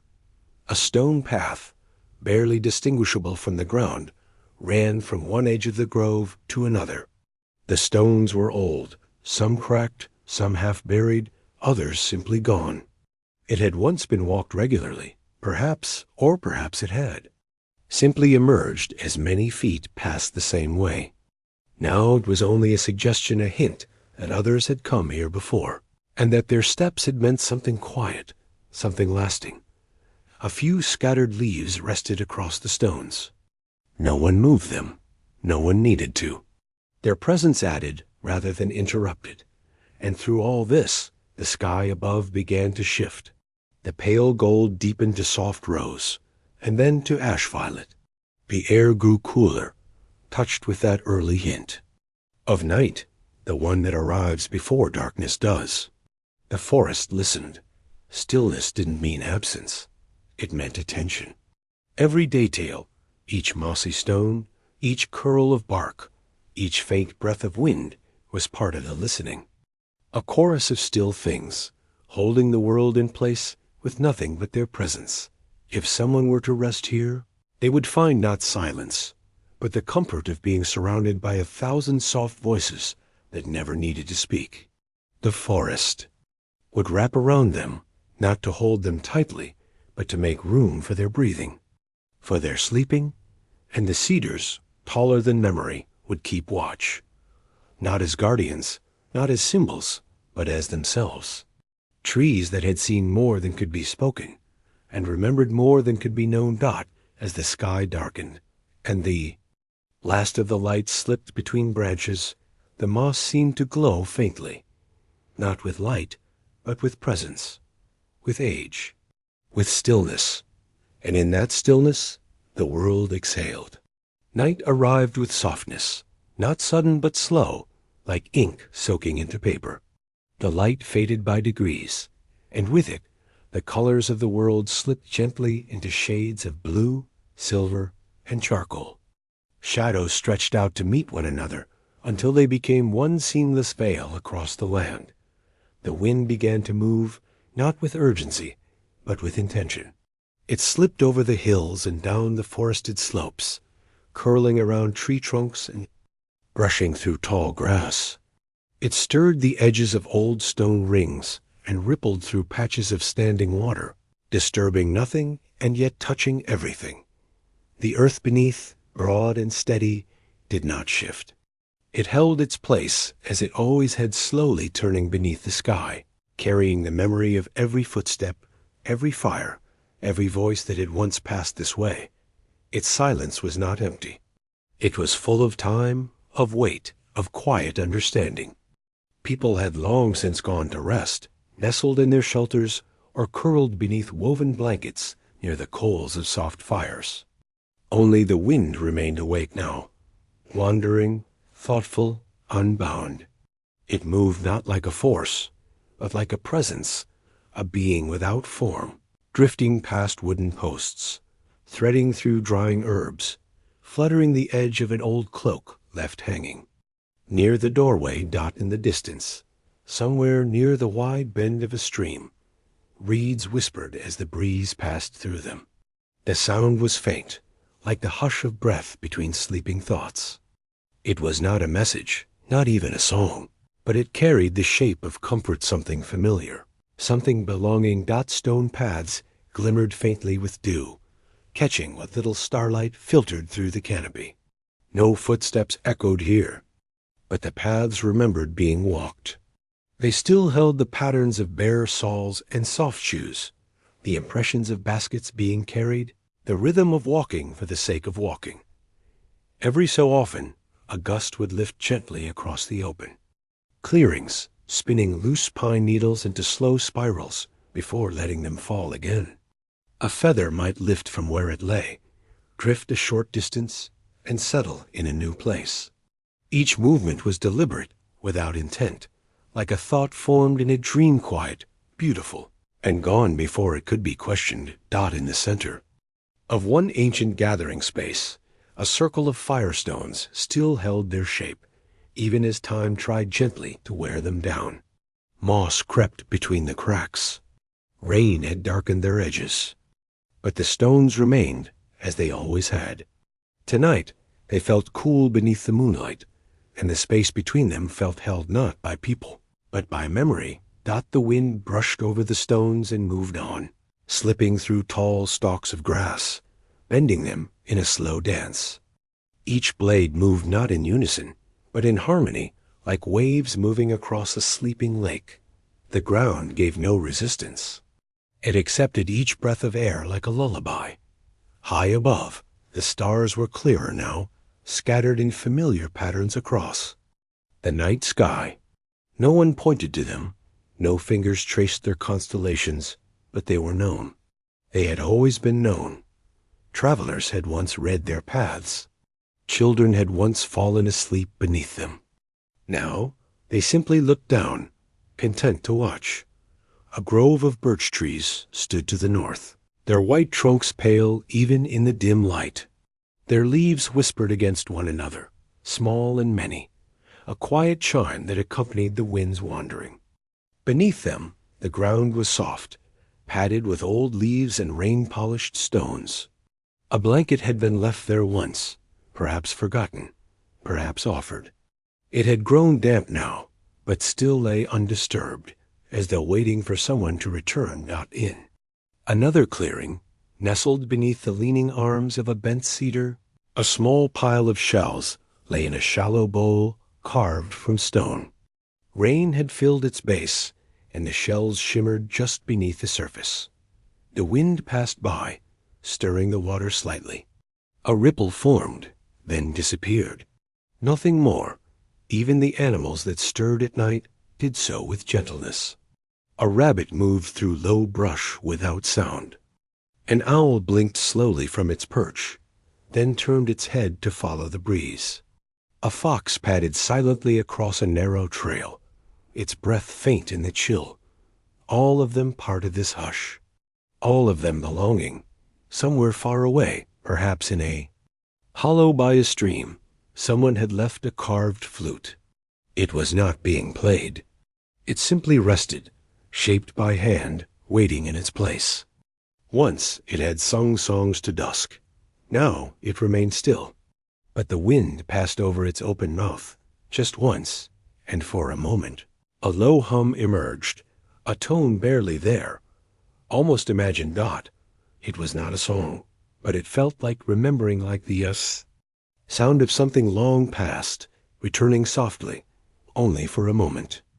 The wind had traveled far, rushing the tops of hills, slipping between the folds of valleys, trailing its fingers along the riverbanks and meadows. It had stirred the grasses, whispered through reeds, traced the rims of old bowls, and circled sleeping stones. Now its work was done. The night stretched gently onward. The wind slowed, its movements easing into stillness, like breath softening into sleep. It had touched what it was meant to touch: leaf, branch, earth, ember. From feather to fire ring, it had passed the silence on Dot, and now everything waited. But not in absence, in presence. The ground beneath, vast and constant, held the world in its patient arms. It cradled the shapes of resting bodies, the hush of animals deep in their nests, the memory of hands that once shaped, planted, warmed. The soil carried all of it, not buried, not lost. Simply held Dot above. The stars did not flicker so much as breathe. Their light, pale and ancient, poured gently through the now clear sky. A silver outline rested on treetops, and the land exhaled. The wind, having wandered, became something new, no longer a traveler, but part of the quiet. A hush, a breath, and within that breath the earth turned not loudly, not suddenly, but with the deep, eternal rhythm of peace. Always. On a stretch of soft earth where the canopy opened to the sky, morning light filtered down in wavering strands. The clearing was neither large nor remarkable at first glance, but the ground here held stories in ways words never could. Beneath, a thin veil of mist, the soil was marked not with obvious carvings, but with faded, almost imperceptible patterns pressed long ago by careful hands. Curved lines traced partial spirals, vanishing into the loam as if they had always been part of the forest's breath. Scattered around the designs were pebbles, arranged not randomly, but with a patient intention. Some were pale and smooth, others dark with a subtle sheen. Each one nestled into place, as if chosen for meaning beyond its form. Nearby, smoke drifted. Upward from the remnants of a fire, curling in slow, deliberate shapes. It rose gently, tracing invisible paths in the air, moving with the rhythm of wind and heat. The edges of the smoke folded in on themselves, like soft fabric. It carried with it the scent of cedar, moss, and old memories, familiar, grounding, and a little bittersweet dot. There was no one speaking, but meaning lingered in the air. A rhythm existed here, deep and quiet. The forest was listening. The trees stood as they had for generations, their trunks etched with the passage of time. There, roots intertwined beneath the earth in silent conversation. Birds did not interrupt. Even their calls seemed softened, as if muffled by the reverence of the place. Not an old tree nearby bore thin strips of bark, missing, peeled carefully, not torn. It was done slowly, perhaps to make twine or weave a basket. Beside its base lay a coil of dried grasses, twisted loosely, and a few scattered shells, weathered and bleached. All spoke of human hands, but no human voice remained. The ground, disturbed only slightly, offered its own memory. When a breeze passed through, the patterns in the soil caught the light differently, briefly glowing before fading again. Like whispers, they rose and fell with each shift in the air, never quite revealing their full design. And in the smoke above, faces seemed to form, not in a literal way, but in a way the imagination notices. Curves and shadows danced together, hinting at watchers, ancestors, or simply the suggestion of presence. Someone long ago may have crouched here, fingers pressing earth, rearranging pebbles, brushing away fallen leaves. Not to leave a message, but to center a thought, to give shape to a feeling that words could not hold. Maybe it was grief, maybe wonder, maybe only silence seeking expression. Beyond the clearing, a trail curved through the ferns. It too was marked, not by footprints, but by softened depressions, and a rhythm of flattened grass. The land remembered each passing step, and when the wind swept through, the grasses swayed in time with the smoke, as if echoing a movement once made by a traveler who stopped here just long enough to listen. Time, in this place, was not forward or back. It circled, hovered, hummed beneath the soil. Moss clung to stones that had not been moved for centuries. A hollow in the ground, shaped like a bowl, might once have held water or food. Now it held fallen petals and a thin film of mist, the patterns both. Above in the rising smoke and below in the soil invited observation, not interpretation. They were not puzzles to be solved, but gentle invitations. One could sit beside them for hours and never fully understand. That was the point. The purpose lay in the presence, in the stillness. Not knowing was part of the experience. Eventually, the smoke began to thin, lifting in slower, more transparent ribbons as the morning sun rose higher into the sky. Light filtered through the trees with a quiet persistence, casting long, angled shadows across the clearing. Where once the smoke had danced visibly, boldly marking the air, and now softened, becoming a shimmer, a suggestion. The warmth beneath. The earth was still there, but the visible signs of fire began to fade, as if the land itself were drawing a deep breath after a long, hushed ceremony. The spiral traced into the soil, once clear and deliberate, had become harder to see. A single, drifting leaf had landed across part of it, its veins catching the light like a faded memory. The small pebbles that had framed its curves glistened for a moment longer, touched by dew, but even that brightness slowly vanished. The morning was moving on. The world was not forgetting. It was simply continuing. And yet the silence endured. Not emptiness, not absence, but a fullness of something unnamed. It settled where voices might have spoken, where stories might have been shared aloud. It moved between the stones and the blades of grass, within the curl of smoke as it passed, through beams of light. This quiet did not demand attention, yet welcomed it. It required no offering, No gesture of reverence, only presence. Only the willingness to look and to feel Dot later in the day. Perhaps a bird might alight briefly on the edge of the space, pausing with its head tilted, alert and still. It might take in the spiral, the stones, the lingering scent of ash. And then it would vanish into the ferns, leaving no trace but a brief shadow. The wind would return as well, playful and calm, lifting a fragment of bark into the air, letting it hover for a moment before letting it fall again.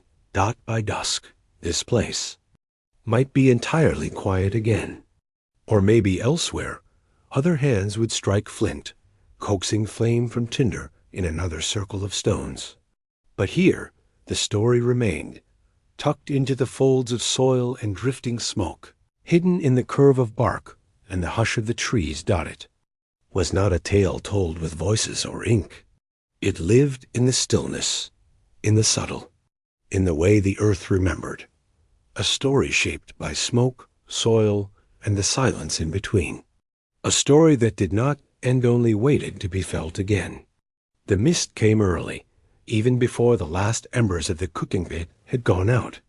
It drifted low across the valley, curling between the trees, brushing over the tops of tall grasses, wrapping itself around the trunks of old cedars. It did not arrive suddenly, nor with any fanfare. It simply emerged, like breath from the mouth of the earth, soft and continuous. It was the kind of mist that did not lift quickly. It stayed thick and still until even the shapes of familiar things began to blur. The path leading away from the camp became a suggestion, no longer a certainty. The fire ring was there, but its stones seemed farther apart, less defined. People moved quietly, their outlines softened, as though they were stepping into a dream. Everything slowed. Voices grew hushed. Movements became fewer, more deliberate.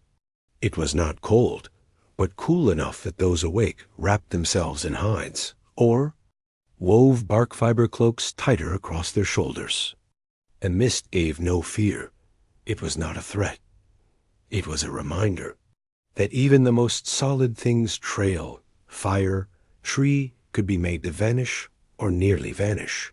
That memory was not always sharp. That presence was not always visible. A child stirred, rubbing sleep from their eyes. They blinked into the pale gray air, unsure if they had woken fully or were still in a half-dream.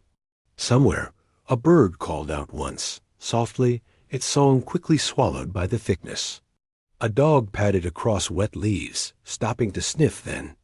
Continued on without urgency. The world was breathing, slowly. Nothing pressed forward. The morning did not rush to become day.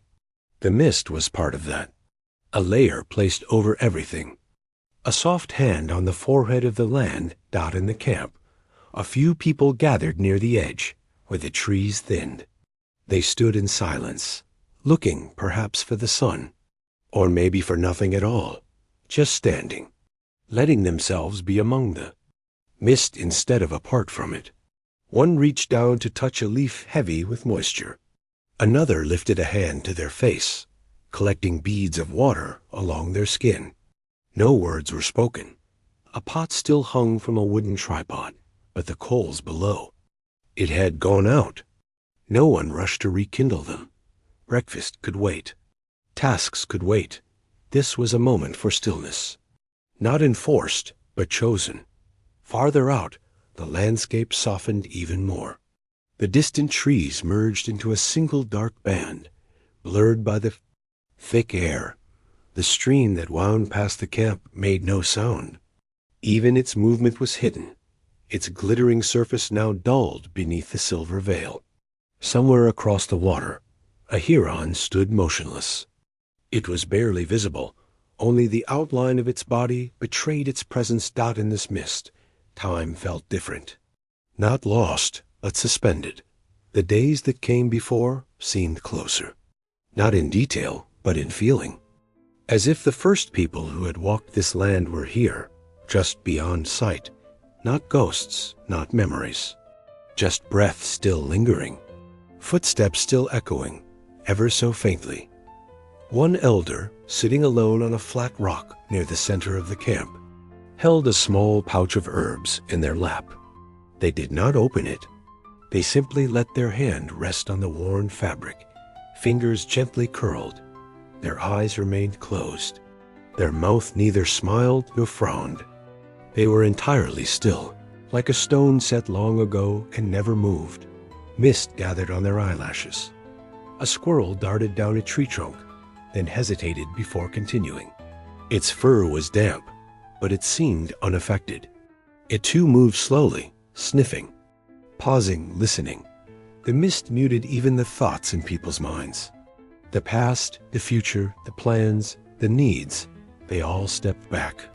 What remained was sensation, dampness on skin, the smell of moss and ash, the sight of forms appearing and disappearing in the pale air. The world had simplified itself, and in that simplicity there was a strange kind of fullness. Everything that was not needed fell away. A child sat cross-legged near a post where feathers and twine had been tied. They traced circles in the dirt, with a stick, over and over. The circles never stayed clear for long. The moisture turned them to muddy spirals, but the child didn't mind. They drew again, and again. No one called them away. The mist lay heavy across the hills, blanketing the land in silence.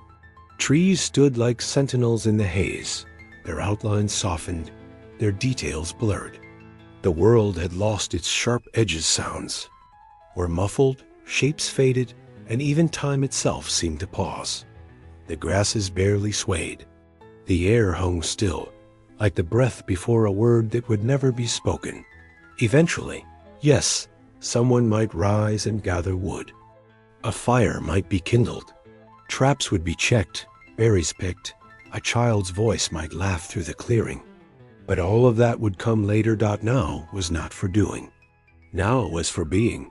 This hush was not absence, but presence. The mist was not a veil between life and living. It was part of it. A sacred pause, offered without demand, accepted without resistance. The people understood this. They had lived through many mornings like this. Year after year, the mist came. It covered paths, erased borders, softened memory. It reminded them of something older than speech, something slow and whole. They did not fight the stillness. They welcomed it, folded themselves into it, let it hold them. Within the mist, everything rested: hearts, thoughts, the rhythm of the day.